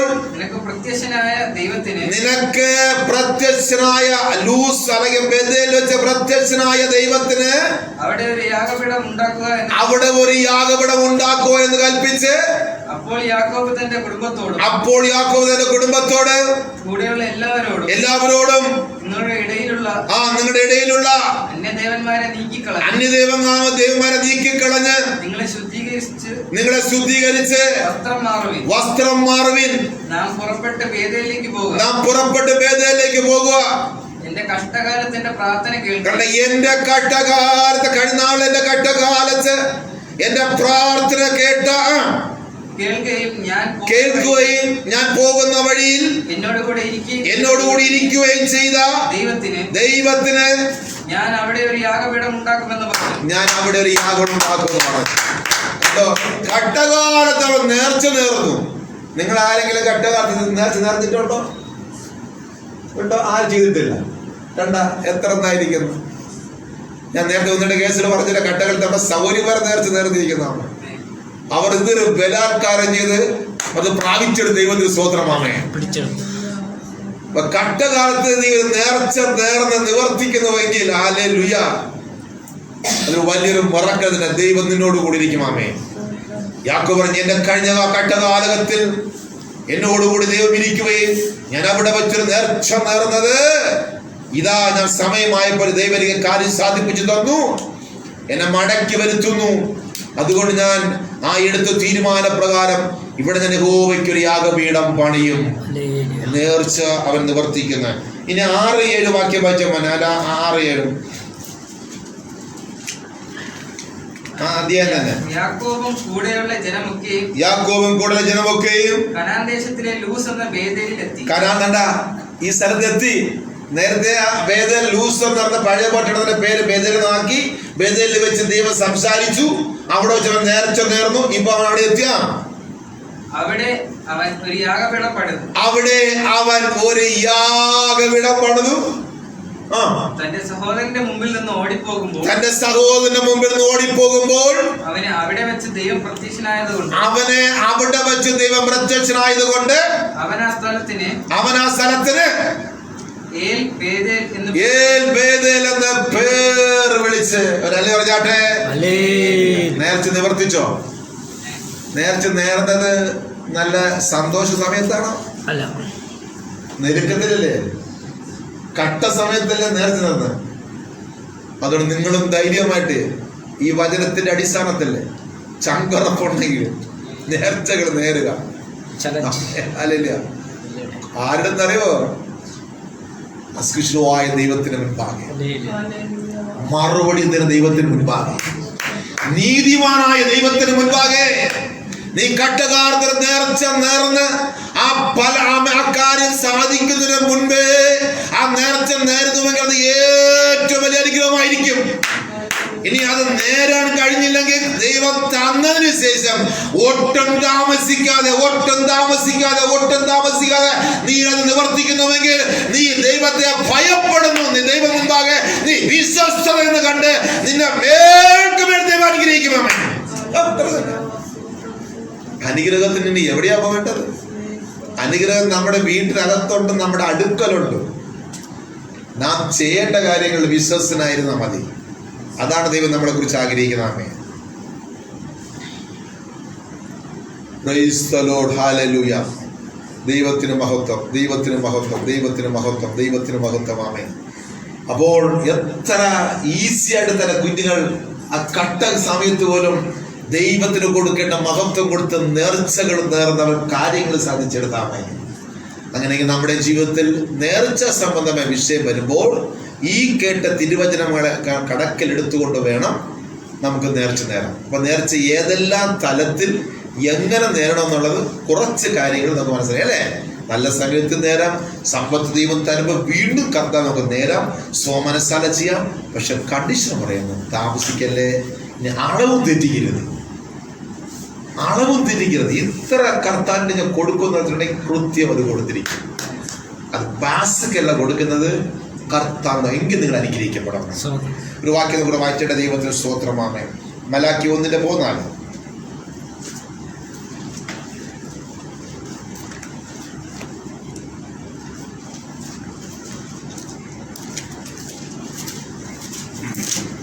മലാക്കി 1-ാം അധ്യായത്തിന്റെ എന്നാൽ തന്റെ ആട്ടിൻകൂട്ടത്തിൽ ഒരു ആൺ ഉണ്ടായിരിക്കെ. ഇനി നേർച്ച നിങ്ങളുടെ നേരെയാണ്, നിങ്ങളുടെ നേർച്ച നേർന്നിരിക്കുകയാണ്. ബാക്കി വെച്ചിട്ട് എന്നാൽ തന്റെ ആട്ടിൻകൂട്ടത്തിൽ, എന്നാൽ നിങ്ങളുടെ ആട്ടിൻകൂട്ടത്തിൽ ഒരാൺ, നല്ല ഒരു ആടുണ്ടായിരിക്കെ കർത്താവിന് നിങ്ങളെ ആണായ ആട്ടിൻകുട്ടിയെ നിങ്ങൾ നേർന്നിട്ട് ഊനമുള്ളൊരു തള്ളയെ യാഗം കഴിക്കുന്ന വഞ്ചകൻ. അപ്പൊ കൊടുക്കാൻ സമയമായപ്പോ നിങ്ങൾ എന്ത് ചെയ്ത്? കാലൊടിഞ്ഞ ആട് അവിടെ ഉണ്ടായിരുന്നു. വൈദ്യശാല കൂടെ കൊണ്ടുപോകുന്ന ആടുണ്ടായിരുന്നു, നല്ല ആടും ഉണ്ടായിരുന്നു. ഇടയ്ക്കിടയ്ക്ക് മറ്റേ ഡോക്ടറെ കൊണ്ട് കാണിക്കുന്ന ആടും ഉണ്ടായിരുന്നു. പക്ഷെ കാണിക്കാത്ത ആടുമുണ്ട്, ഊനമില്ല നല്ല കൊഴുപ്പുള്ള ആടും ഉണ്ടായിരുന്നു. പക്ഷെ നേർച്ച എന്തായിരുന്നു? എൻ്റെ ആലയിലെ ഏറ്റവും നല്ല ഊനമില്ലാത്ത കൊഴുത്ത ആടിനാണ് ഞാൻ നിനക്ക് തരാൻ നേർന്നത്. കൊടുക്കാൻ സമയമായപ്പോൾ എന്ത് ചെയ്യുന്നത്? കഴുത്തൊടിഞ്ഞതിനെ, ദീനം വെച്ചതിനെ, കുളമ്പ് രോഗം പിടിച്ചതിനെ കൊണ്ട് കർത്താവ് ഞാൻ ഒരു ആടല്ല നേർന്നത്, ഇതായിരിക്കട്ടെ എന്ന് പറഞ്ഞു. നിങ്ങൾ അതിന്റെ ഗൗരവം മനസ്സിലാക്കണം. അപ്പോ 100 വാഴ നമ്മൾ കൊണ്ടുവച്ച്, കർത്താവെ 100 വാഴ ഇതിന് ഫലം കായ്ക്കുമ്പോ ഏറ്റവും പുഷ്ടിയുള്ള 10 കൊല കർത്താവിന് കൊടുക്കും. നേർന്നപ്പോ വാഴയെല്ലാം ഭയങ്കരമായി വളർന്ന് വന്നു. പക്ഷെ കൊടുക്കാൻ സമയത്തായപ്പോൾ വിലക്കാരൻ വന്ന് വില വെച്ച് ഈ കൊലയ്ക്ക് നല്ല പൈസ തരാം. അയ്യോ, ഒരു നിമിഷം എന്തിനറിയുമോ? ആ പുഷ്ടി ഉള്ളത് കൊടുക്കാതെ കുറച്ച് വില കുറഞ്ഞതിനെ കൊണ്ട് എന്ത് ചെയ്ത് 10 കൊല കൊടുക്കുമെന്നല്ല പറഞ്ഞത്, 10 കൊല കൊണ്ട് കൊടുക്കും. ഇത് ന്യായമാണ്? ന്യായമാണ്? നിങ്ങൾ എന്തായിരുന്നു തീരുമാനം? ആദ്യം നല്ല ആരോഗ്യമുള്ള 10 കൊല ഞങ്ങൾ ആലയത്തിൽ കൊടുക്കും. ഇവിടെ ആടിനെ നേർന്നിട്ട് ഇതിന് കൊടുക്കും, നേർന്നിട്ട് അവസാനം ഊനമുള്ളതിനെ കൊണ്ട് കൊടുക്കുന്നു. മോനെ വായിച്ചത്, കർത്താവിന് നിങ്ങൾ നേർന്നിട്ട് ഊനമുള്ളൊരു തള്ളയെ യാഗം കഴിക്കുന്ന വഞ്ചകൻ ശപിക്കപ്പെട്ടു. ഊനമില്ലാത്ത നല്ലൊരു ആട് ഇരിക്കെ ഊനമുള്ള ഒരു വയസ്സ് എന്ന പ്രായം ചെന്ന ഇന്നോ നാളെ ചാകാൻ കിടക്കുന്നവൻ. ഇന്ന് ഇത് കിടക്കണ ബൈബിൾ കൂടെ ഇപ്പൊ 10 പേരുണ്ടെങ്കിൽ ഒരു കുടുംബത്തിന് 2-3 മക്കളുണ്ടെങ്കിൽ അവസാനം നല്ല നല്ല കുഞ്ഞുങ്ങൾ എന്ത് ചെയ്തിട്ട് MBBS ഡോക്ടറിനും പഠിക്കാൻ വിടും. ഇത്തിരി അനുസരണക്കേടുള്ളവനും ദീനം പിടിച്ചിട്ടുണ്ടെങ്കിൽ ഇവനെ കൊണ്ട് ഫാസ്റ്റ് സഹിക്കാൻ വയ്യ, ഇവനൊന്ന് ബൈബിൾ കൂടെ ചേർത്ത് നന്നായിരുന്നു. ഇവൻ കർത്താവിന് ഇരിക്കട്ടെ എന്ന് പറയാം, ഇവൻ കർത്താവിന് ഇരിക്കട്ടെ എന്ന് പറയും. പക്ഷെ നല്ല പിള്ളേരുണ്ടായിരുന്നു, നല്ല ബുദ്ധി ശക്തി സാഹചര്യ കുഞ്ഞുങ്ങളുണ്ടായിരുന്നു. അവരെ കൊടുക്കത്തില്ല. അവർ പഠിച്ച് വലുതായി ഞങ്ങൾക്ക് ഭാര്യ ഉണ്ടാക്കണം, ഇവൻ പോയാൽ മതി. എനിക്കറിയാം എത്ര വീട്ടിലുണ്ട് ഇവനെ കൂടി ശല്യം വാസന, ഇവനെ ദൈവത്തിൽ നിന്ന് നേർന്നു. എങ്ങനെ ഇരിക്കും? ഇതെല്ലാം ആരെ പറ്റിക്കാണ്? വില കൊടുക്കേണ്ടി വരും നമ്മുടെ അമ്മ. ഇനി വായിച്ചിട്ട് കർത്താവിന് നേർന്നിട്ട് ഊനമുള്ള ഒരു തള്ളയെ നീ കൊടുക്കുന്നുവെങ്കിൽ, ആ തള്ളിയാടിനെ കൊടുക്കുന്നുവെങ്കിൽ അങ്ങനെ ആരെങ്കിലും നേർച്ചയില് കപടം കാണിക്കുകയോ അളവും തൂക്കവും ക്വാളിറ്റിയും ക്വാണ്ടിറ്റിയും നേർന്നൊരു വ്യത്യാസം വരുത്താണെങ്കിൽ അത് വഞ്ചകനാണ്, അവൻ ശപിക്കപ്പെട്ടവൻ. ആ ശാപം അവന്റെ അധ്വാനത്തിന്മേല്, അവന്റെ ദേഹത്തിന്മേല്, അവന്റെ എല്ലാ തലത്തിലും വ്യാപിക്കുമെന്ന് ആത്മാവിടെ പെടുന്നവൻ. ഈ ശാപത്തിൽ ഇന്ന് പെന്തിക്കോസിൽ എത്ര പേര് കിടക്കും? കയ്യിൽ വരുമ്പോൾ സ്വഭാവം മാറും, നന്മ കിട്ടുമ്പോൾ സ്വഭാവങ്ങൾ മാറുന്നത്. ഇവിടെ ക്വാണ്ടിറ്റിയിലും ക്വാളിറ്റിയിലും തീരുമാനം തന്നെയായിരിക്കും. 15 ലക്ഷം രൂപ കടയിൽ ഇരുന്നിട്ടാണ് 70,000 എനിക്ക് ശമ്പളം കിട്ടിയപ്പോൾ ഞാൻ കറക്റ്റ് 7,000 രൂപ ആദ്യം ദശാംശം പാസ്റ്റ് കഴിച്ചു. ആദ്യം അയച്ചു കൊടുത്ത പാസ്റ്റക്കാണ്. പിന്നെയാണ് എൻ്റെ വൈഫിന് കാശ് അയച്ചു കൊടുത്തത്. അന്ന് ഇന്ന് ആ കാര്യത്തിൽ കൃതി തൂക്കമായിട്ടേ കൊടുക്കുന്നത്. ഇന്ന് കൃപയാൽ 100 രൂപ തന്നാൽ 15 രൂപയാണ് കർത്താൻ വേലയ്ക്ക് കൊണ്ട് കൊടുത്തുകൊണ്ടിരിക്കുന്നത്. ഞാൻ 5% എൻ്റെ സ്വയം മനസ്സിലാക്കി കൂട്ടി ഞാൻ ചെയ്തുകൊണ്ടിരിക്കുന്നത്. എനിക്ക് എത്ര ബാധ്യതകളുണ്ട്, എനിക്ക് എത്ര വിഷയങ്ങളുണ്ട്, സാമ്പത്തിക വിഷയം എനിക്ക് ഒരുപാടുണ്ട്. എങ്കിലും ഈ കാര്യങ്ങളിൽ ഞാൻ കാര്യം കൃത്യമായി ചെയ്യും. ഞാൻ ദൈവത്തെ ഭയപ്പെടുന്നു. അപ്പൊ ദൈവത്തിനൊരു തീരുമാനമെടുത്ത ക്വാണ്ടിറ്റി പ്ലസ് ക്വാളിറ്റി അല്ലേ, അതല്ലേ, രണ്ടും ഈക്വൽ ആയിരിക്കണം. സമയത്തിന് കുറവും വരുത്തരുത്, ഇനി താമസവും വരുത്തരുത്, വീട്ടിനകത്ത് വെച്ച് പൂജിക്കരുത്. ശമ്പളം കിട്ടിയ എന്ത് ചെയ്യണം? വലിയ ശമ്പളം വാങ്ങാൻ പോയാണ് കൈ ഇങ്ങോട്ടാ വരുന്നത്. ശമ്പളം കിട്ടിയ നേരെ എന്ത് ചെയ്യണം? വീട്ടിനകത്ത് വരുമാനം വന്ന വേറെ എന്ത് ചെയ്യണം? 100 തേങ്ങ വെട്ടി ഉടനെ അവിടെ വെച്ച് മാറ്റണം. തേങ്ങ അവിടെ വെച്ച് മാറ്റണം. തേങ്ങ വെട്ടി പറമ്പിലെ തേങ്ങ വെട്ടി വെട്ടിയാൽ നേരെ എണ്ണണം. ഇനി വരാൻ പറയും, എണ്ണാൻ പറയണം. 1000 തേങ്ങ ഉണ്ട്, 100 തേങ്ങ മാറ്റാൻ പറയണം. ആദ്യം അതിനെ ചാക്കിൽ കെട്ടണം. ആദ്യം അതിനെ ചാക്കിൽ കെട്ടണം. സ്വോത്രപ്പ എന്നിട്ട് കൊണ്ട് മാറ്റി വെച്ചിട്ട് ബാക്കി ചെയ്തു നോക്ക്. പറമ്പിൽ മുഴുവൻ ആമ ഇരട്ടി ഒരു കൊലയില് 1000 തേങ്ങ തന്ന് പോറ്റിപ്പാൽ എന്റെ ദൈവം മതിയാവനത്രമേ. അനുഭവം കൊണ്ട് പറയണം ദൈവത്തെ സ്വതന്ത്രം. അങ്ങനെ പറഞ്ഞ കേട്ടവരൊക്കെ ഒന്ന് തേങ്ങ വെട്ടും, ധാരാളം വെട്ടുന്നവര്. നിങ്ങൾ ആദ്യം ചെയ്യേണ്ട ആ ഒരു കർത്താവിനുള്ള മാറ്റി വയ്ക്കാണ് പറഞ്ഞത്. ഒരു വരുമാനം നിങ്ങളുടെ കൈകളിൽ കിട്ടിയ ആദ്യം മാറ്റേണ്ടത് കർത്താവിനെ മാറ്റി വെച്ചിട്ട് വേണം പിന്നെ നിങ്ങൾ ബാക്കിയുള്ള കാര്യം ചെയ്യേണ്ടതാമേ. അതിന്ന് ദൈവം മനസ്സിലാക്കുന്ന അവൻ ദൈവത്തെ ഭയപ്പെടുന്നു, അവൾ ദൈവത്തെ ഭയപ്പെടുന്നു. ഇങ്ങനെ A to Z ആയ സകല കാര്യങ്ങൾ നിങ്ങളെ ഫസ്റ്റ് പ്രിഫറൻസിൽ കർത്താവിന് തന്നെ കൊടുക്കുന്നുവെങ്കിൽ നീ നിന്റെ കുടുംബ ഭൂമിയുള്ള കാലത്തോളം നോയിക്കൊടുത്ത വാഗ്ദത്തമാണ് വിതയും കൊയ്ത്തും നിന്നുവലത്തിൽ ആരാണ് അനുസരിക്കുന്നവനാണ്. വർദ്ധിച്ചുകൊണ്ടേയിരിക്കാം. നീ എടുക്കുന്നതോറും വർദ്ധിച്ചുകൊണ്ടേയിരിക്കും. നിങ്ങളുടെ പറമ്പിലായിരുന്നാലും നിങ്ങൾ കിട്ടുന്ന എല്ലാ കാര്യത്തിലും അതിൻ്റെ ഒരു ഓഹരി നിങ്ങൾ കൃത്യമായി ഭയത്തോടുകൂടി നിങ്ങൾ കൊണ്ട് കൊടുക്കണം. ആമേ. ഒരല്ലേ പറഞ്ഞാട്ടെ. ആ വാക്യം തീർന്നമാനെ വായിച്ചോ. ഞാൻ മഹാരാജാവല്ലോ. നോക്കണേ, ദൈവം പറയണേ, നിങ്ങൾ നേർന്നിട്ട് അതിൽ എന്തെങ്കിലും കാപട്യം കാണിച്ചാൽ, അളവ് കുറച്ചാൽ, ക്വാളിറ്റി കുറച്ചാൽ അവൻ ശപിക്കപ്പെട്ട വഞ്ചകനത്രേ. എന്നിട്ട് കർത്താവ് തന്നെ വെളിപ്പെടുത്തുന്നത് ഞാൻ നിസ്സാര ഇവിടുത്തെ മോദിയാണോ ചോദിക്കുന്നത്? ഞാൻ മഹാരാജാവല്ലേ അല്ലേ? ദൈവം പറഞ്ഞു ഞാൻ മഹാരാജാവല്ലേ. രാജാതിരാജനായി എനിക്ക് എന്റെ മുമ്പ് നീ വാക്ക് പറഞ്ഞിട്ട് നീ ഇങ്ങനെ കാണിക്കുന്നത് ശരിയാണോ? കർത്താവ് ഞാൻ മഹാരാജാവാണ്. കർത്താവ് തിരിച്ച് ഇവന്റെ ബുദ്ധിക്കകത്ത് ഒരു തീരുമാനം ഇട്ട് കൊടുക്കും. എന്താ വെച്ചേ? എന്റെ നാമം ജാതികളുടെ ഇടയിൽ ഭയങ്കരമായിരിക്കുന്നു. അത് ഭയങ്കരമായിരിക്കും, നീ അറിയുന്നില്ല. സൈന്യങ്ങളുടെ യഹോവ അരുളി ചെയ്യും. എന്ന് സൈന്യങ്ങളുടെ കർത്താവായ യഹോവ അരുളി ചെയ്യുന്നു. എന്റെ പൊന്നുമക്കളെ, ഭയത്തോടുകൂടി നിങ്ങൾ ഈ നേർച്ച കാര്യങ്ങൾ ചെയ്യണം. ദശാംശ കാര്യങ്ങളും കൊടുക്കലും വാങ്ങലും തീരുമാനങ്ങളും ഭയത്തോടെ ചെയ്തേ മതിയാവോ. നീ ശാപഗ്രസ്തരായി തീരരുത്. നിങ്ങൾ ആരും തീരരുത്. അല്ലെങ്കിൽ കൊടുക്കാതെ ഉണ്ടായിരിക്കണം. ചെയ്യേണ്ട കാര്യങ്ങൾ ചെയ്താൽ മതിയാവും. ചെയ്യുമ്പോൾ ഭയത്തോട് ചെയ്യണം. ആദ്യം ദൈവകാര്യത്തിന് മുൻപ് കാര്യങ്ങൾ ചെയ്യണം, ബാക്കി നിങ്ങളുടെ കാര്യങ്ങൾ. ഒരല്ലേ പറഞ്ഞാട്ടെ. ഇവിടെ വായിച്ചടാ. ഇപ്പോഴും പുരോഹിതന്മാരെ ഈ ആജ്ഞ നിങ്ങളോടാകുന്നു. മോനെ ആ വാക്യം മതി. സമയം വേഗം പോകുന്നുണ്ട്. സങ്കീർത്തനം 47:2 വായിച്ചാട്ടെ.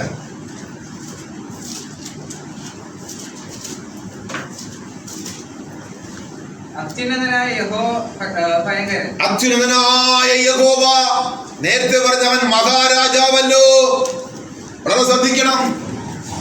എനിക്ക് ഞാൻ വളരെ ഭയപ്പെടുന്നു. ആ ദൈവം പറഞ്ഞ് നേർച്ച കൊണ്ടുവന്നവരോട് പറയാണ്, കളങ്കം കാണിച്ചോട് ദൈവം പറയുന്നു, ഞാൻ ആരാ? ഞാൻ മഹാരാജാവല്ലോ. എന്നെയാണോ നീ പറ്റിക്കുന്നത്? വിരൽത്തുമ്പിനകത്ത് ഭൂമിയെ വെച്ച് കറക്കി കാര്യങ്ങളെ ചെയ്യുന്നവൻ നീ എന്നെയാണോ നീ പറ്റിക്കുന്നത്? എന്നോടാണോ നീ ഭോഷത്വം പറയുന്നതാമേ? എന്നോടാണോ നീ ഭോഷത്വം ചെയ്യുന്നത്? ഇപ്പോഴത്തെ ഈ വാക്യം വായിച്ചത് എന്തൊരു അത്യുന്നതനായ യഹോവ ഭയങ്കരൻ. അത്യുന്നതനായ യഹോവ ഭയങ്കരൻ. അവൻ സർവ്വഭൂമിക്കും മഹാരാജാവ്. അവൻ സർവ്വഭൂമിക്കും മഹാരാജാവല്ലോ. അവൻ ജാതികളെ നമ്മുടെ കീഴിലും അവൻ ജാതികളെ നമ്മുടെ കീഴിലുമാ, വംശങ്ങളെ നമ്മുടെ കാൽ കീഴിലും, വംശങ്ങളെ നമ്മുടെ കാൽ കീഴിലുമാക്കുന്ന ആ ദൈവത്തെ അല്ലയോ നാം ഭയപ്പെടേണ്ടത്. പറയുന്നുണ്ട്, പക്ഷേ പ്രവൃത്തിയിലുണ്ടോ? പറയുന്നുണ്ട് ഞാൻ ദൈവത്തെ ഭയപ്പെടുന്നുണ്ട്, പക്ഷെ പലർക്കും പ്രവൃത്തിയില്ല. ആ പ്രവൃത്തിയിലെ ഒരു പ്രവൃത്തിയാണ് ഈ ഉപവാസ പ്രാർത്ഥനയുടെ ദൈവം കാരണം എന്താണ്? നേർച്ചയെ കുറിച്ചുള്ള ഒരു കാര്യം. നമ്മൾ പലപ്പോഴും അറിയാതെ പോകുന്നതാണ്, പക്ഷെ എന്ത് ചെയ്യും? പലപ്പോഴും ദണ്ഡിക്കപ്പെടും. ഒരു വാക്യം വായിച്ചിട്ട് ആ വാക്യം തീർന്നല്ലോ. 1 തിമോഥെയോസ് 6:15. 1 തിമോഥെയോസ് 6:15.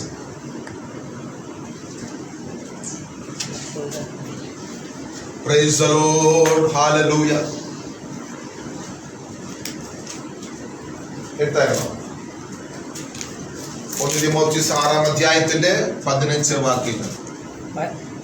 ധന്യനായ ഏകാധിപതിയും ധന്യനായ ഏകാധിപതിയും രാജാതിരാജാവും രാജാതിരാജാവും കർത്താതികർത്താവും കർത്താതികർത്താവും താൻ മാത്രം അമർത്യതയുള്ളവനും അടുത്തുകൂടാത്ത വെളിച്ചത്തിൽ വസിക്കുന്നവനും മനുഷ്യരാരും കാണാത്തവനും കാണുവാൻ കഴിയാത്തവനുമായവൻ തക്ക സമയത്ത് ആ പ്രത്യക്ഷത വരുത്തുന്ന ഈ കർത്താവിനെയാണോ നാം വച്ചിരിക്കുന്നത്? ഈ കർത്താവിന്റെ മുമ്പിലാണോ നീ ഒരു കാര്യം പറഞ്ഞിട്ട് ചെയ്യാതിരിക്കുന്നത്? ഈ അഗ്നിജ്വാലയ്ക്കത്തുള്ള കണ്ടുള്ള ദൈവത്തിന് മുൻപാകെ നമുക്ക് മറിഞ്ഞ് എന്തെങ്കിലും ചെയ്യാൻ പറ്റുമോ? പറ്റത്തില്ല. അതുകൊണ്ട് ഇന്നൊരു ഭയം നമ്മുടെ മേൽ വരട്ടെ. ഈ വക കാര്യങ്ങള് ഇനി നമ്മളൊന്ന് ഉണരേണ്ട ആവശ്യമായിരിക്കും. ഇനി നാം വഞ്ചകന്മാരായി തീരരുത്. ഇതിൽ നാം ശാപഗ്രസ്തരായി നാം തീരരുത്. ഈ നേർച്ച ഈ കാര്യങ്ങളിൽ നാം അനുഗ്രഹിക്കപ്പെട്ടവരായി തീരണം. കല്ലടയ്ക്കാൻ നമുക്ക് പ്രാർത്ഥിക്കാം. മഹാപരിശുദ്ധനായ ദൈവമേ, സ്വർഗീയ പിതാവേ, അനുഗ്രഹിക്കപ്പെട്ട നല്ല ഈ പകൽ സമയത്തിനായി ഞാൻ കർത്താവിനെ സ്തുതിക്കുന്നു. എന്ന് ഞങ്ങൾക്ക് നല്ലൊരു അറിവ്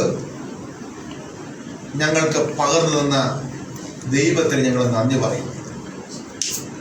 പലപ്പോഴും കർത്താവെ, ഈ നേർച്ച എന്ന് പറയുന്ന വിഷയവും ദൈവത്തിന് കൊടുക്കുന്ന ദശാംശ കാര്യങ്ങളെന്ന വിഷയങ്ങളൊക്കെ പലപ്പോഴും ഞങ്ങൾ നിസ്സാരമായി കാണാറുണ്ട് കർത്താവെ. അതിന്റെ ഗൗരവം ഞങ്ങൾ മനസ്സിലാക്കാതെ പോയിട്ടുണ്ട്.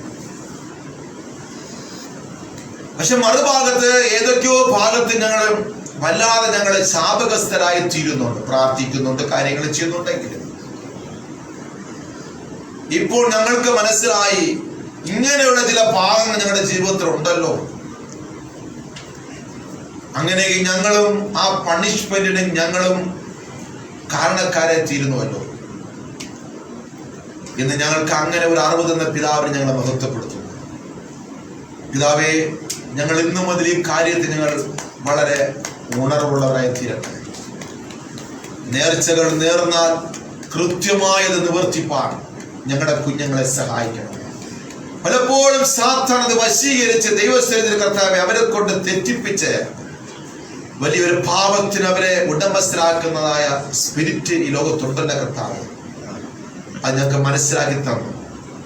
ഈ നാളുകളിൽ എടുക്കുന്ന തീരുമാനങ്ങൾ ദൈവസന്നിധി വിശ്വസ്തതയുള്ളതായിരിക്കാൻ, നേർച്ചകളെല്ലാം കൃത്യമായി നിവർത്തിപ്പാൻ, ഞങ്ങൾ ആർക്കാണ് കർത്താവെ കൊടുക്കുന്നത് മനസ്സിലാക്കി കൊടുക്കുവാൻ, ആ കൊടുക്കുന്ന മുഖാന്തരം ഞങ്ങൾ ആരും പാപഗ്രസ്തരായി തീരാതെ ദൈവം ഞങ്ങളുടെ കൂട്ടായ്മകളെ എല്ലാവരെയും ഈ വചനം കേൾക്കുന്ന എല്ലാവരെയും അനുഗ്രഹിക്കണമെന്ന് പ്രാർത്ഥിക്കുന്നു. കഴിഞ്ഞ നാളുകളിൽ ഇവരുടെ ജീവിതത്തിൽ, ഞങ്ങളുടെയൊക്കെ ജീവിതത്തിൽ ഇത്തരത്തിൽ ഇത്തിരി കുറവുകൾ സംഭവിച്ചു കർത്താവെ. ഞങ്ങളിത് മനസ്സിലാക്കുന്നു. ഞങ്ങളോട് ക്ഷമിക്കണമെന്ന് പ്രാർത്ഥിക്കുന്നു.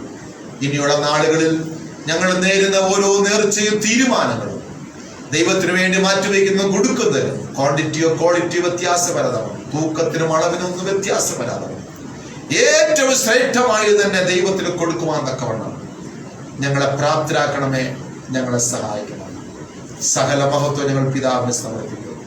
യേശു ക്രിസ്തുവിന്റെ നാമത്തിൽ പ്രാർത്ഥന കേൾക്കണമേ സ്വർഗീയ പിതാവേ. കരങ്ങളെടുത്ത് കർത്താവിന് മഹത്വം കൊടുക്കാം. ഹല്ലേലൂയ, ഹല്ലേലൂയ, ഹല്ലേലൂയ. സുൽ ബ്രദർ പ്രാർത്ഥിച്ചു. സ്തോത്രം ചെയ്യുന്നു, സ്തുതിക്കുന്ന കർത്താവെ. ഞങ്ങളുടെ ഈ പകൽക്കാലം ഞങ്ങളുടെ വചനം നല്ലപോലെ കേട്ടല്ലോ, ഞങ്ങളുടെ വചനം പഠിപ്പിച്ചല്ലോ കർത്താവെ. ദൈവത്തിൻ്റെ ദാസന് കേട്ട വചനം ഞങ്ങൾക്ക് എല്ലാവർക്കും, ഈ ഓൺലൈനായിരുന്ന എല്ലാവർക്കും, ഫേസ്ബുക്കിലായി സൂമിലായിരിക്കുന്ന എല്ലാവർക്കും പ്രയോജനമായി തീർന്നു. നേർന്നിട്ട് കൊടുക്കാതിരിക്കുന്ന, നേരാതിരിക്കുന്ന നല്ലതെന്ന് പറയുന്നതിൻ്റെ വചനം പഠിപ്പിക്കുന്നതിൻ്റെ ഞങ്ങൾ നേരുന്നു. അത് കഷ്ടതയിൽ നേരുന്നവരും ബുദ്ധിമുട്ടിൽ നേരുന്ന, സന്തോഷത്തിൽ നേരുന്ന, അത് കൊടുക്കുമ്പോൾ അത് വലിയൊരു അനുഗ്രഹമായി തീരുന്നുവെന്ന് പല അനുഭവത്തിലും ഞങ്ങൾ പഠിപ്പിച്ചല്ലോ കർത്താവ്, ഞങ്ങൾ മനസ്സിലാക്കി തന്നല്ലോ. അത് വീണ്ടും ഞങ്ങളുടെ എല്ലാവരുടെ ജീവിതത്തിൽ വലിയൊരു ഉപകാരപ്രദമായി തീരുവാനും വരും ആഴ്ചകളിൽ അതൊരു വിടുതലിൻ്റെ സാക്ഷ്യം കേൾക്കാനുള്ള കാര്യത്തിൽ കർത്താവ് ഞങ്ങളുടെ ദശാംശം കൊടുക്കുമ്പോൾ ദൈവത്തിന് ഹിതപ്രകാരം ദൈവത്തിന് കൊടുക്കുന്നവരായി തീരുവാൻ ഞങ്ങളെല്ലാവരെയും ഒന്നുകൂടി പ്രബോധിപ്പിച്ചതിനായി സ്തോത്രം ചെയ്യും.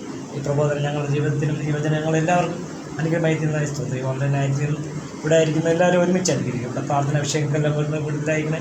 ഈ ആഴ്ച ക്ലാസ്സിനോട് പ്രാർത്ഥന വിഷയം ചോദിച്ചിട്ടുള്ള സമ്പൂർണ്ണ വിടുതലായി തീരുന്നു. എല്ലാം എല്ലാം സന്തോഷമായി ചെയ്യുകയും സ്തോത്രം ചെയ്ത് ഞങ്ങളുടെ യാത്രകളെല്ലാം കൂടെ ഇരിക്കുന്നു. വീണ്ടും കണ്ടെത്തുന്ന ദൈവസ്ഥാനത്തിൽ മറന്നു പറ്റും. എല്ലാം ഞാൻ കഴിച്ചുകൊണ്ട് യേശുവിൻ നാമത്തിൽ ആമേൻ.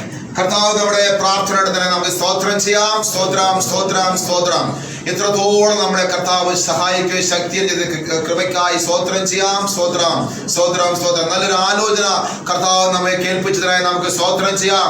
സ്തോത്രം, സ്തോത്രം, സ്തോത്രം, സ്തോത്രം, സ്തോത്രം. ഓൺലൈൻ ബന്ധം എല്ലാ കുടുംബങ്ങളെയും കർത്താവ് അനുഗ്രഹിക്കുന്നതിനായി സ്തോത്രം ചെയ്യാം. സ്തോത്രം, സ്തോത്രം. ആലയിക്കുന്ന എല്ലാ മക്കളെയും കർത്താവ് അനുഗ്രഹിക്കുന്നതിനായി നമുക്ക് സ്തോത്രം ചെയ്യാം. സ്തോത്രം. അതേ കർത്താവ് നമ്മുടെ ആ യൂട്യൂബിലൂടെ കേൾക്കുന്ന, ഫേസ്ബുക്കിലൂടെ കേൾക്കുന്ന എല്ലാ മക്കളെയും കർത്താവ് അനുഗ്രഹിക്കുന്ന നമുക്ക് സ്തോത്രം ചെയ്യാം.